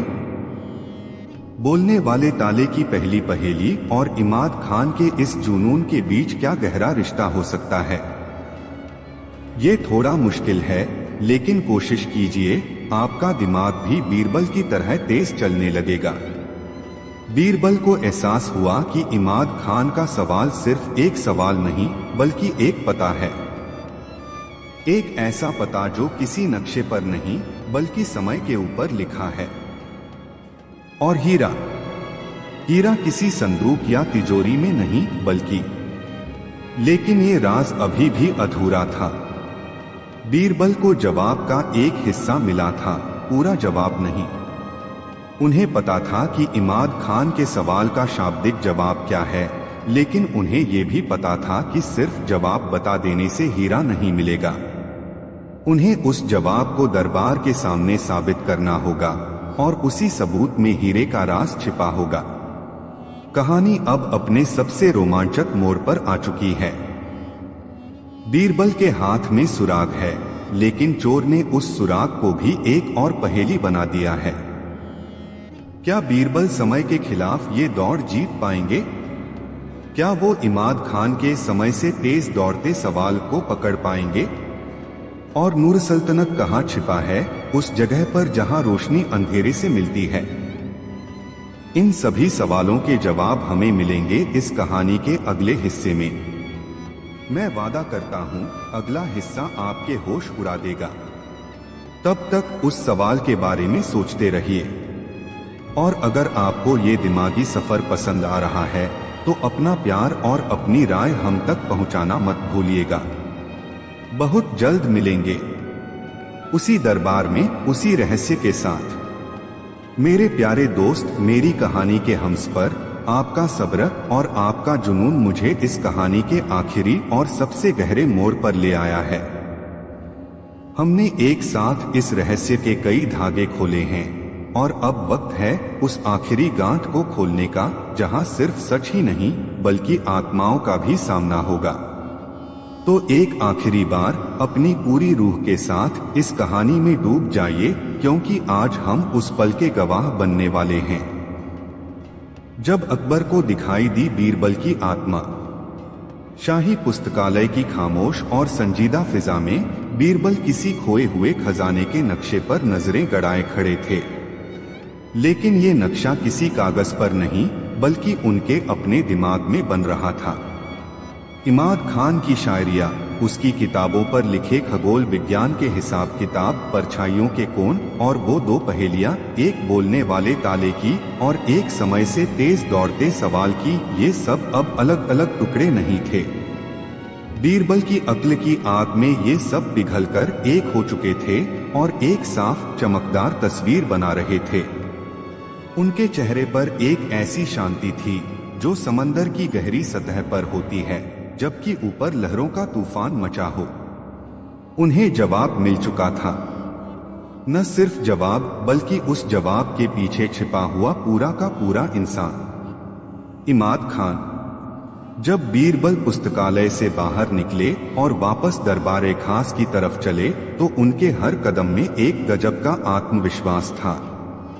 उनके चेहरे पर कोई शिकन नहीं थी, कोई बेचैनी नहीं थी, बस एक हल्की बहुत ही गहरी मुस्कान थी। ये मुस्कान देखकर दरबार के गलियारों में कानाफूसी करते हुए सिपाही और मुलाजिम भी एक पल को ठहर गए। उन्हें लगा जैसे वो किसी मंत्री को नहीं बल्कि किसी ऐसे फकीर को देख रहे हैं जिसने कायनात का सबसे बड़ा राज जान लिया हो। दरबार में उस वक्त एक अजीब सा कयामत का मंजर था। शहंशाह अकबर अपने तख्त पर बैठे थे, लेकिन उनकी रूह बेचैन थी। उनकी नजरें कभी उस दरवाजे पर जाती जिससे बीरबल गए थे, तो कभी उस कोने में खड़े डरेस में खजांची दौलत राम पर, तो कभी उस मासूम बच्चे समीर पर जो अपनी माँ की गोद में सिमटा हुआ इस शाही तमाशे को अपनी भोली आंखों से देख रहा था। और फिर उनकी नजरें उस शख्स पर पड़ती जो इस सारे तूफान का केंद्र था, इमाद खान। वो कैद में था, लेकिन उसके चेहरे पर हार का कोई भाव नहीं था। उसकी आंखों में अब भी वही चुनौती, वही गुरूर चमक रहा था। उसे अपनी पहेली पर, अपनी अक्ल पर अटूट विश्वास था। तभी बीरबल ने दरबार में कदम रखा। एक पल के लिए सब कुछ थम गया। हर एक आवाज, हर एक सांस, हर एक धड़कन जैसे बीरबल के अगले लफ्ज का इंतजार करने लगी। शहंशाह अकबर अपनी जगह से उठ खड़े हुए। उनकी आवाज में उम्मीद और बेकरारी का एक अजीब सा संगम था। बीरबल, कुछ पता चला? क्या तुम उस गुस्ताख की पहेली को तोड़ पाए? बीरबल ने अदब से 3 बार झुककर शहंशाह को सलाम किया। फिर उन्होंने अपनी शांत नजरें इमाद खान पर डाली और बोले, आलम पनाह, पहेलियां तोड़ी नहीं जाती, उन्हें समझा जाता है। और इमाद खान की पहेली को मैं समझ गया हूं। इमाद खान के चेहरे पर एक व्यंग्य भरी मुस्कान आई। इतनी जल्दी बीरबल? मैंने तो सोचा था कि सल्तनत के सबसे अक्लमंद इंसान को मेरा सवाल समझने में कम से कम कुछ साल तो लगेंगे। बीरबल मुस्कुराए, इमाद खान, तुम्हारा सवाल समय से तेज जरूर दौड़ता है, लेकिन वो उस चीज से तेज नहीं दौड़ सकता जो खुद तुम्हारा जवाब है। तुम्हारा सवाल जितना गहरा है, उसका जवाब उतना ही आसान है। वो हम सबके पास है, हर पल, हर लम्हा। दरबार में एक उत्सुकता की लहर दौड़ गई। आखिर क्या था वो जवाब? बीरबल शहंशाह की तरफ मुड़े। आलम पनाह, मैं इस सवाल का जवाब लफ्जों में नहीं बल्कि आपके सामने साबित करके देना चाहता हूं, क्योंकि इसका सबूत ही नूरे सल्तनत का पता है। मुझे इजाजत दीजिए कि इस दरबार की कार्यवाही आज इस हौले खास में नहीं बल्कि बाहर खुले आसमान के नीचे शाही बाग के बीचों बीच की जाए। अकबर हैरान थे, लेकिन उन्हें बीरबल पर भरोसा था। उन्होंने इजाजत दे दी। शाही बाग में एक अजीब सा माहौल तैयार किया गया। बीच के खुले मैदान में जहां संगमरमर का फव्वारा था, उसे खाली करवा दिया गया। सिपाहियों ने वहां एक बड़ा सा घेरा बना दिया। उस घेरे के बीच में इमाद खान को लाकर खड़ा किया गया। उसके चारों तरफ 4 कोनों पर 4 लोगों को बिठाया गया। एक तरफ खजांची दौलत राम, दूसरी तरफ हकीम सैफुद्दीन, तीसरी तरफ उस मासूम बच्चे समीर को उसकी मां के साथ, और चौथी तरफ खुद बीरबल बैठ गए। शहंशाह अकबर के लिए एक ऊंचा मंच तैयार किया गया था, जहां से वो सब कुछ साफ साफ देख सकते थे। दोस्तों, एक पल के लिए उस मंजर की कल्पना कीजिए। खुला आसमान, तेज धूप, बीच में एक मुजरिम जो खुद को बाजीगर समझ रहा है, और चारों तरफ वो लोग जो इस कहानी के अहम किरदार हैं। ये किसी नाटक का मंच लग रहा था, और आज इस मंच पर सल्तनत की सबसे बड़ी पहेली का पर्दाफाश होने वाला था। जब सब कुछ तैयार हो गया तो बीरबल अपनी जगह से उठे। उन्होंने इमाद खान के सवाल को एक बार फिर से पूरे दरबार के सामने दोहराया।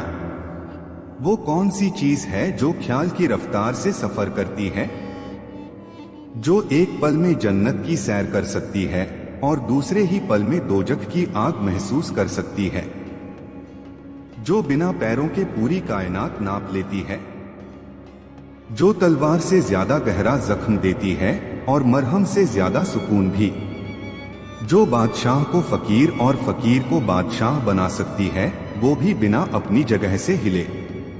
बताओ वो क्या है? सवाल की गंभीरता एक बार फिर हवा में गूंज गई। बीरबल ने इमाद खान की तरफ देखा और कहा, इमाद, तुमने एक बहुत खूबसूरत सवाल पूछा है, लेकिन तुमने एक गलती कर दी। तुमने इसका जवाब मुझसे मांगा, जबकि इसका जवाब तो खुद शहंशाह हिंद के पास है। सब हैरान। अकबर के पास? अकबर खुद हैरान थे। बीरबल शहंशाह की तरफ मुड़े और अदब से बोले, आलमपनाह, एक पल के लिए अपनी आंखें बंद कीजिए और उस दिन को याद कीजिए जब आप पहली बार शहजादे सलीम को अपने हाथों में उठाकर शिकार पर ले गए थे। याद कीजिए उस पल को जब आपके तीर से घायल एक शेर ने शहजादे पर हमला करने की कोशिश की थी।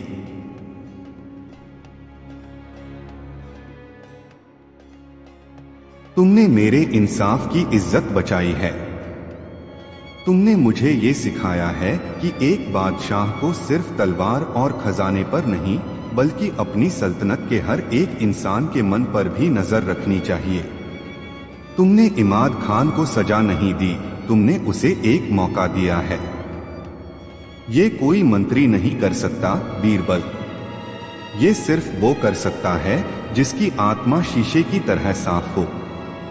आज मुझे दौलत से ज्यादा कीमती चीज का एहसास हुआ है, और वो है तुम्हारा साथ। यह कहते हुए शहंशाह हिंद जलालुद्दीन मोहम्मद अकबर की आंखों से आंसू छलक पड़े।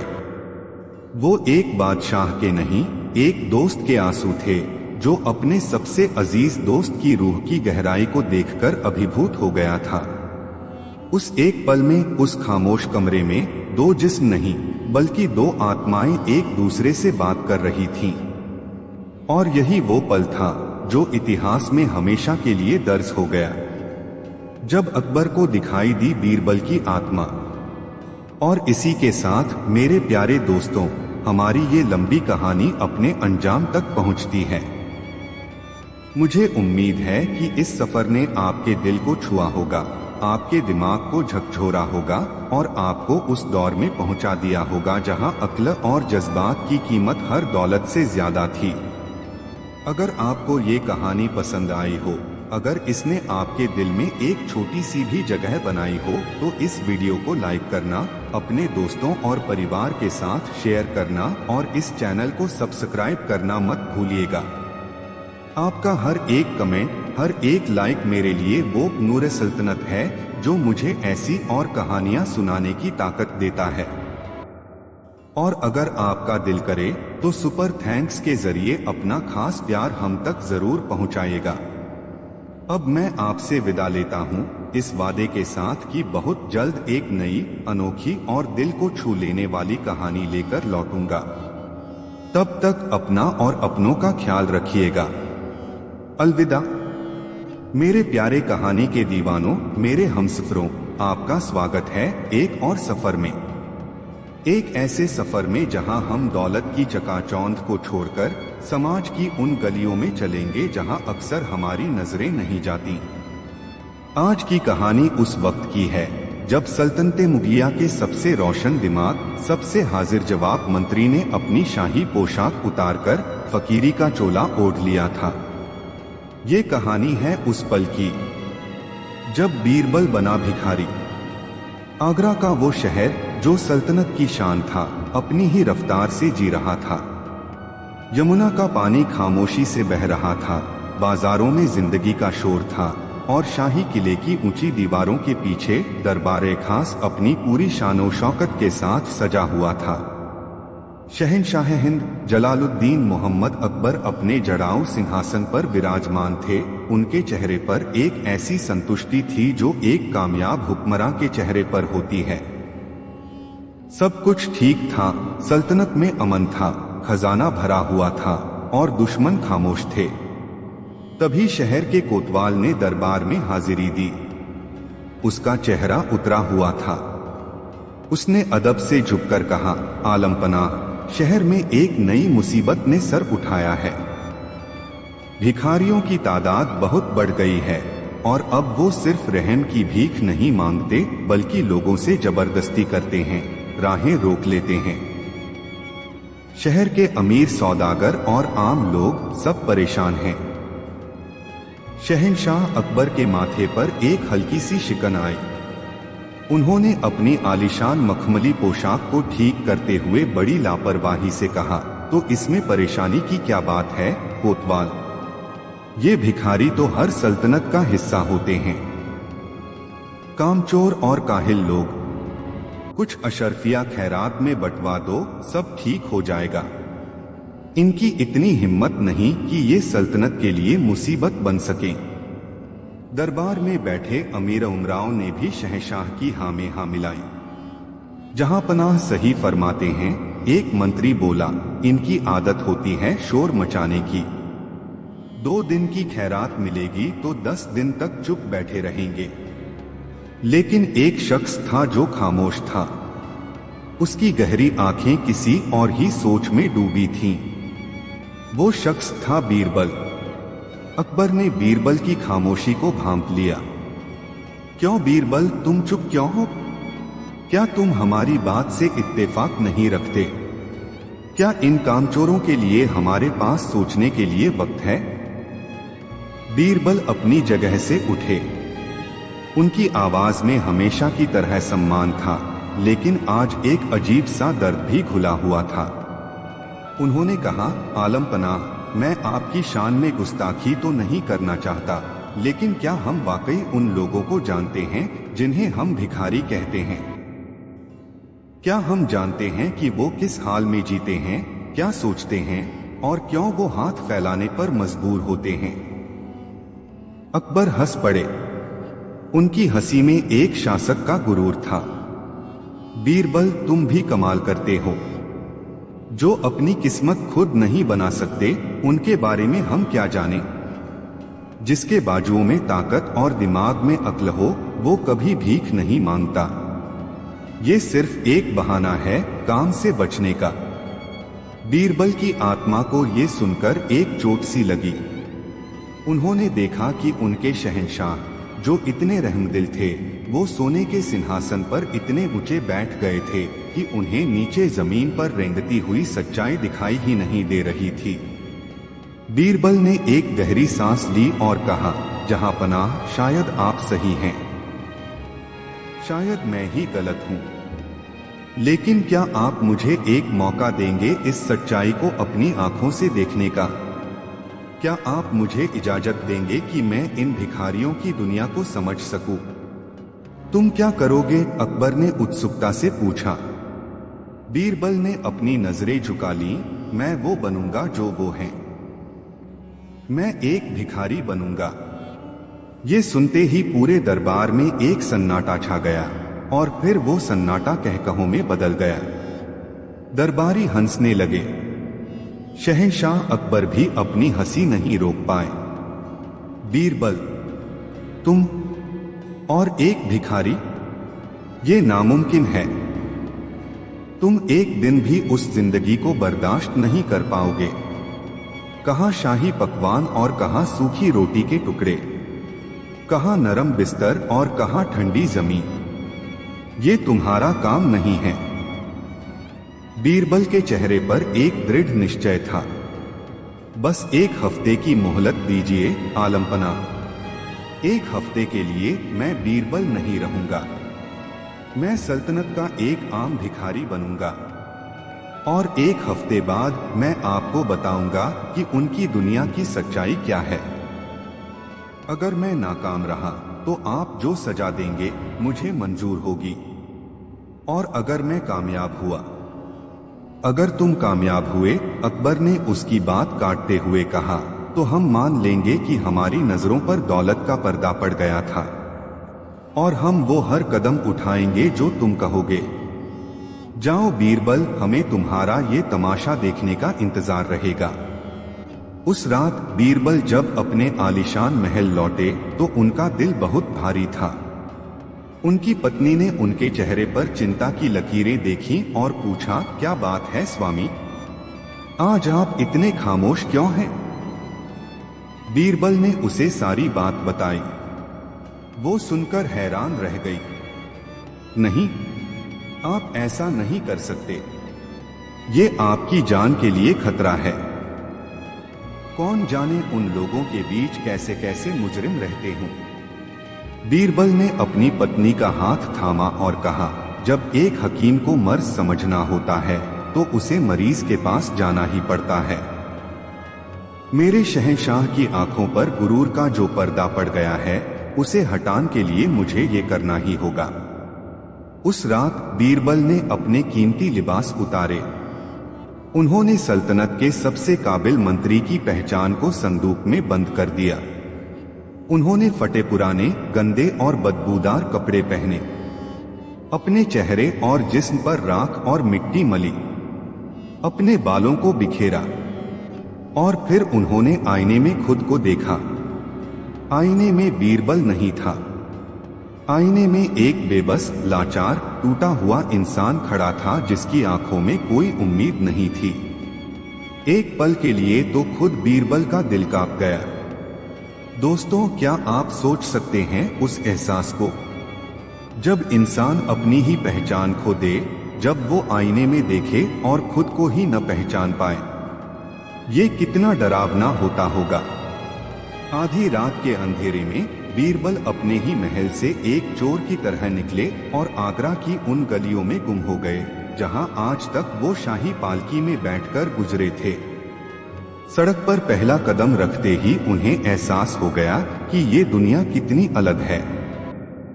जिन सड़कों पर उनके लिए रास्ते खाली कर दिए जाते थे, आज उन्हीं सड़कों पर लोग उनसे बचकर निकल रहे थे। जिस हवा में उनके लिए इत्र की खुशबू होती थी, आज उस हवा में गंदगी और बीमारी की बदबू थी। रात की ठंड किसी चाबुक की तरह उनके जिस्म पर पड़ रही थी, क्योंकि आज उनके ऊपर कश्मीरी शॉल नहीं बल्कि चिथड़े थे। भूख से उनका पेट जल रहा था। उन्होंने एक दुकान के सामने, जहां अभी भी रोशनी थी, डरते डरते अपना हाथ फैलाया। खुदा के नाम पर कुछ दे दे बाबा, 2 दिन से कुछ नहीं खाया। दुकानदार ने उन्हें ऐसी नफरत भरी नजरों से देखा जैसे उन्होंने कोई गाली दे दी हो। चल हट यहां से, काम धाम करते नहीं, बस भीख मांगने चले आते हैं।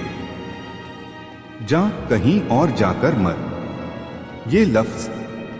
ये लफ्ज किसी खंजर की तरह बीरबल के दिल में उतर गए। आज उन्हें पहली बार एहसास हुआ कि भूख से ज्यादा तकलीफदेह जिल्लत होती है। उनकी आंखों में आंसू आ गए। वो रात उन्होंने एक मंदिर की सीढ़ियों पर दूसरे भिखारियों के साथ ठिठुरते हुए गुजारी। वहां उन्होंने देखा कि ये सिर्फ भिखारियों का झुंड नहीं था, ये एक अलग ही दुनिया थी जिसके अपने नियम थे, अपना कानून था। एक दबंग और क्रूर भिखारी जिसका नाम कल्लू सरदार था, इस इलाके का राजा था। हर भिखारी को अपनी दिन भर की भीख का एक बड़ा हिस्सा उसे लगान के तौर पर देना पड़ता था।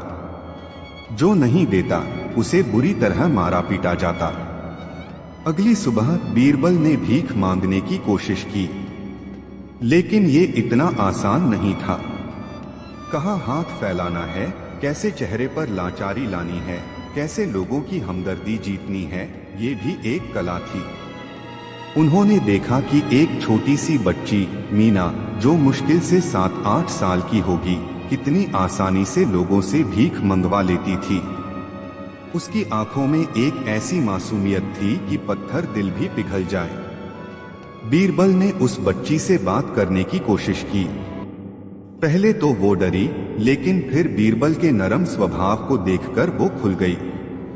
उसने बताया कि उसके माँ बाप एक बीमारी में मर गए थे और अब भीख मांगना ही उसकी किस्मत है। उसने अपनी उस दिन की कमाई से एक आधी सूखी रोटी बीरबल को दी।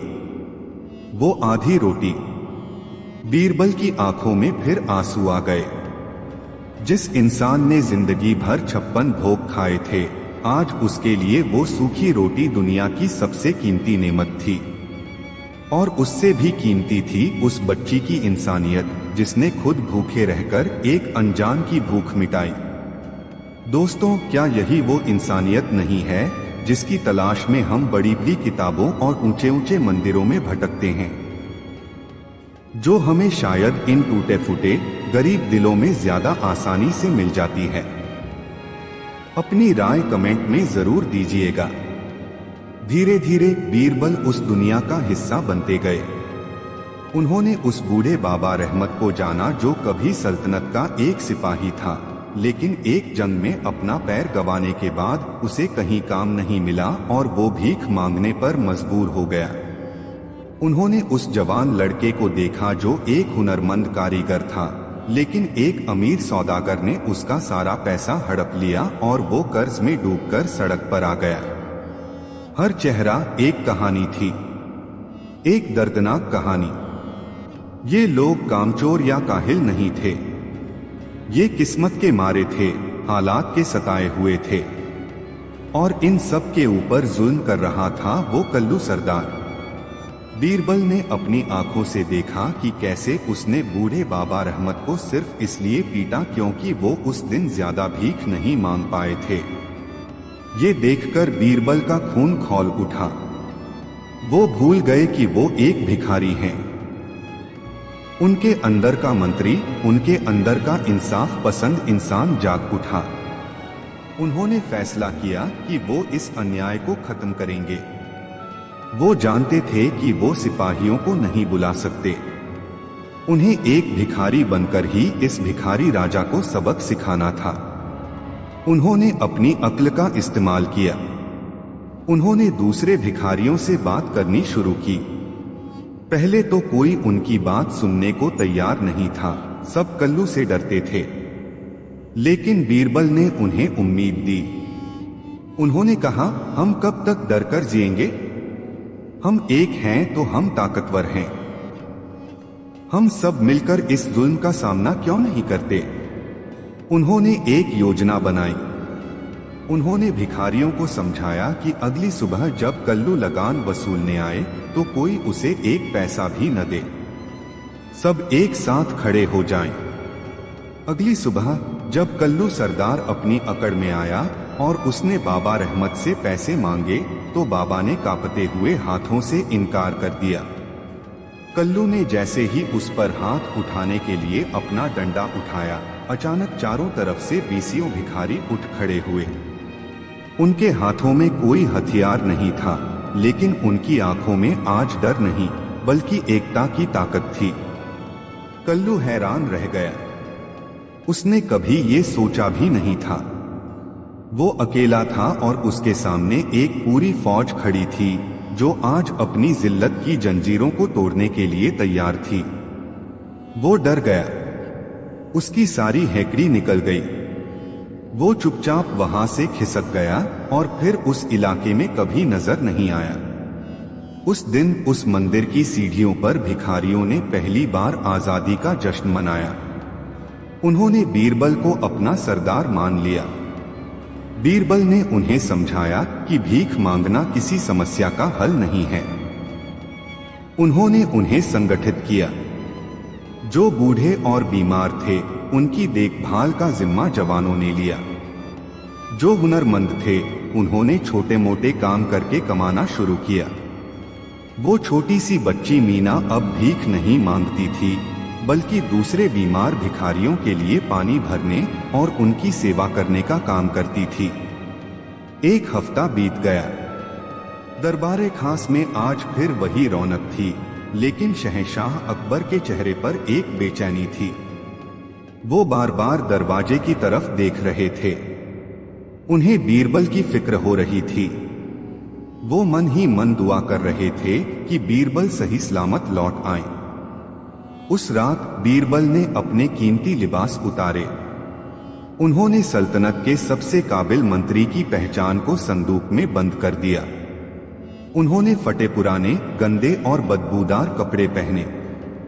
अपने चेहरे और जिस्म पर राख और मिट्टी मली। अपने बालों को बिखेरा और फिर उन्होंने आईने में खुद को देखा। आईने में बीरबल नहीं था।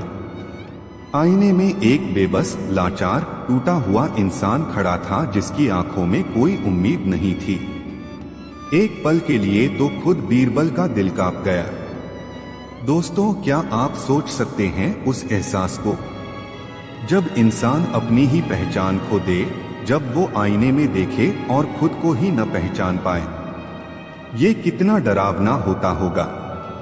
आधी रात के अंधेरे में बीरबल अपने ही महल से एक चोर की तरह निकले और आगरा की उन गलियों में गुम हो गए जहां आज तक वो शाही पालकी में बैठकर गुजरे थे।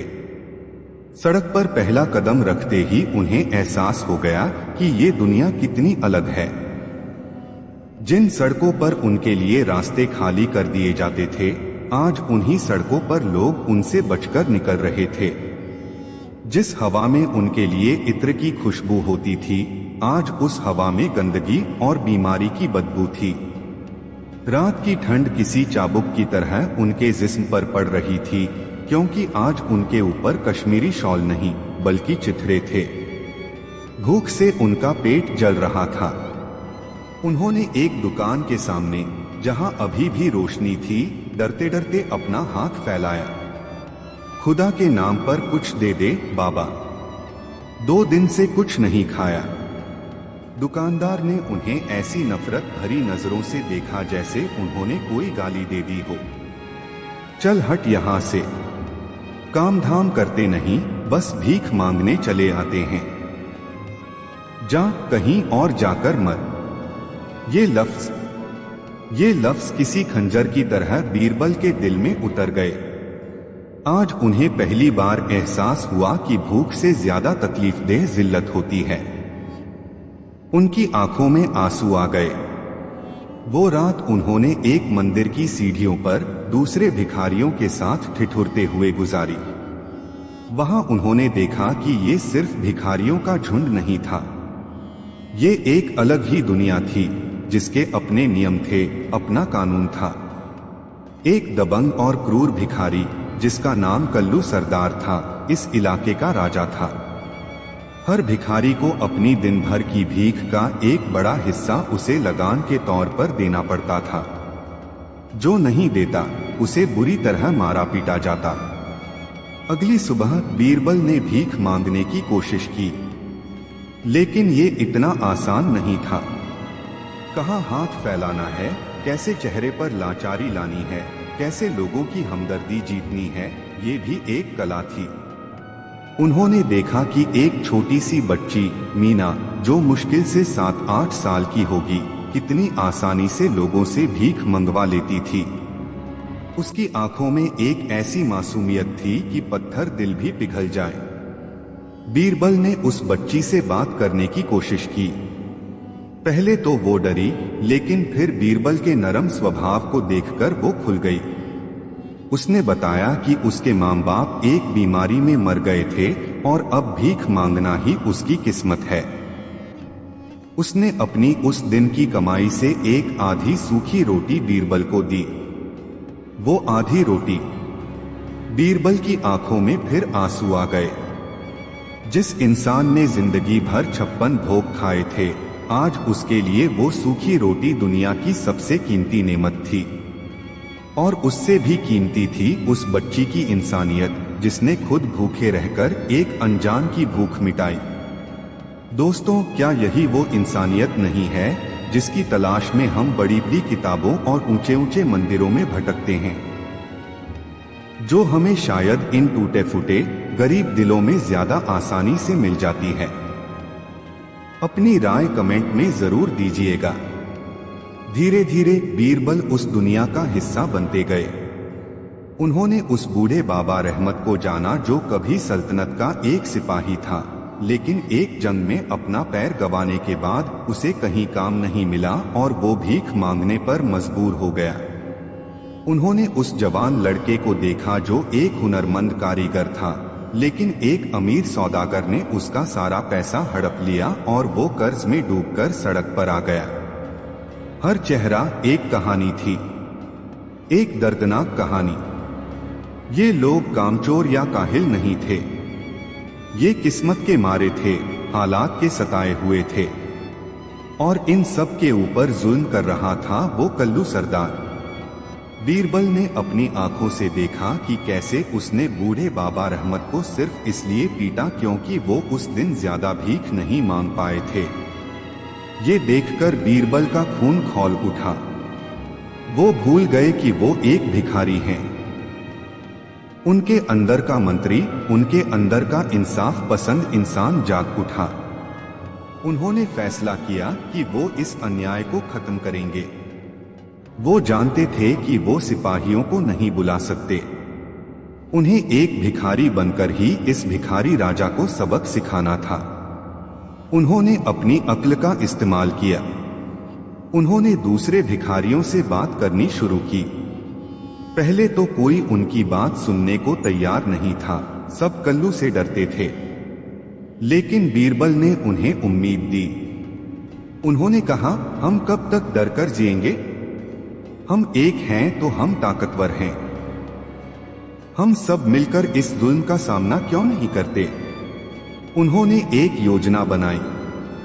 उन्होंने भिखारियों को समझाया कि अगली सुबह जब कल्लू लगान वसूलने आए तो कोई उसे एक पैसा भी न दे। सब एक साथ खड़े हो जाएं।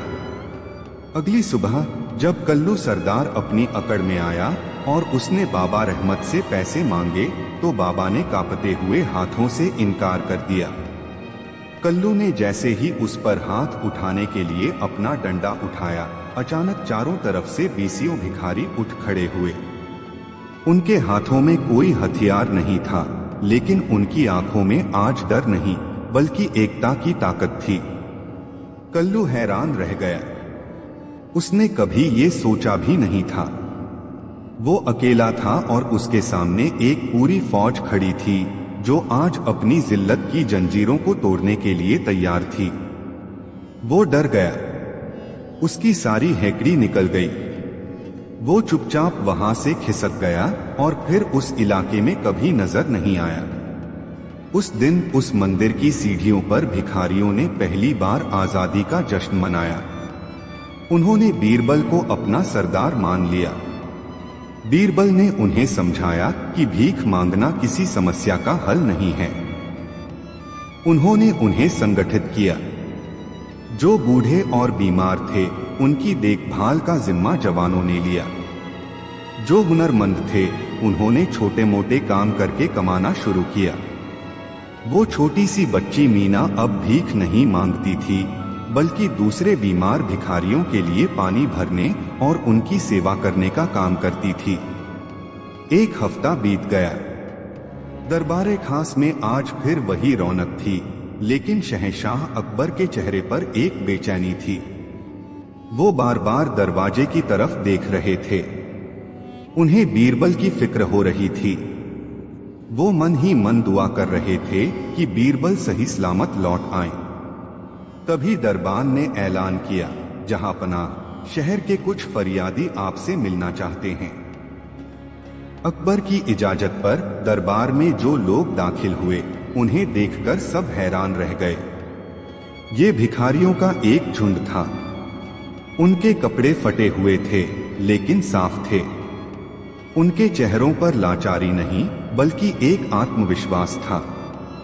उनके आगे एक शख्स चल रहा था, जिसके कपड़े सबसे ज्यादा फटे थे, जिसके बाल और दाढ़ी बढ़े हुए थे, जिसके जिस्म पर मिट्टी लगी थी। उस शख्स ने दरबार में आकर शहंशाह को अदब से सलाम किया। अकबर उसे पहचान नहीं पाए। उन्होंने गुस्से से पूछा, कौन हो तुम लोग, और तुम्हारी ये हिम्मत कैसे हुई कि इस हालत में दरबार में चले आए? और तू इनका सरदार लगता है, तेरा नाम क्या है? उस शख्स ने अपनी नजरें उठाईं। उसकी आंखों में वही चमक, वही अक्ल और वही शरारत थी जिसे अकबर दुनिया में सबसे बेहतर तरीके से पहचानते थे। उसने कहा, आलम पनाह, इस नाचीज को लोग बीरबल कहते हैं। एक पल के लिए दरबार में मौत जैसा सन्नाटा छा गया। शहंशाह अकबर अपने सिंहासन से ऐसे उछले जैसे उन्हें किसी बिच्छू ने डंक मार दिया हो। वो दौड़कर नीचे आए। उन्होंने बीरबल को अपनी बाहों में भर लिया। उनकी आंखों से आंसू बह रहे थे। बीरबल, तुम इस हालत में, मैंने तुम्हें पहचाना ही नहीं। मुझे माफ कर दो बीरबल, मुझे माफ कर दो। बीरबल ने शहंशाह को संभाला और कहा, माफी मत मांगिए जहांपनाह, बस एक बार मेरी तरफ नहीं, इन लोगों की तरफ देखिए। ये वो कामचोर और काहिल लोग हैं जिनके बारे में हम उस दिन बात कर रहे थे। ये है बाबा रहमत, जो कभी आपकी फौज में लड़ते थे। ये है वो कारीगर जिसे इंसाफ नहीं मिला। और ये है मीना, वो बच्ची जिसने खुद भूखी रहकर मेरी भूख मिटाई थी। शहंशाह अकबर ने उन सब की तरफ देखा। उन्होंने मीना के सिर पर हाथ फेरा। उस बच्ची की आंखों में देखकर उन्हें अपनी बेटी की याद आ गई। उनका दिल पिघल गया। उन्हें एहसास हुआ कि वो कितने गलत थे। उनका गुरूर आज टूटकर शीशे की तरह बिखर गया था। उन्होंने पूरे दरबार के सामने हाथ जोड़कर उन सभी गरीबों से माफी मांगी। उस दिन के बाद सल्तनत में सब कुछ बदल गया। अकबर के हुक्म पर उन सभी बेसहारा लोगों के लिए सराय बनाई गईं। जो काम कर सकते थे, उन्हें शाही कारखानों में काम दिया गया। बच्चों की पढ़ाई का इंतजाम किया गया। अब आगरा की सड़कों पर कोई लाचार भिखारी नहीं, बल्कि मेहनत करके जीने वाला इज्जतदार इंसान नजर आता था। सीख द मोरल। मेरे दोस्तों, इस कहानी से हमें जो सबसे बड़ी सीख मिलती है वो ये है कि किसी भी इंसान के बारे में सिर्फ उसकी बाहरी हालत देखकर कोई राय नहीं बना लेनी चाहिए। जो कपड़े फटे हैं, जरूरी नहीं कि उसका दिल भी मैला हो।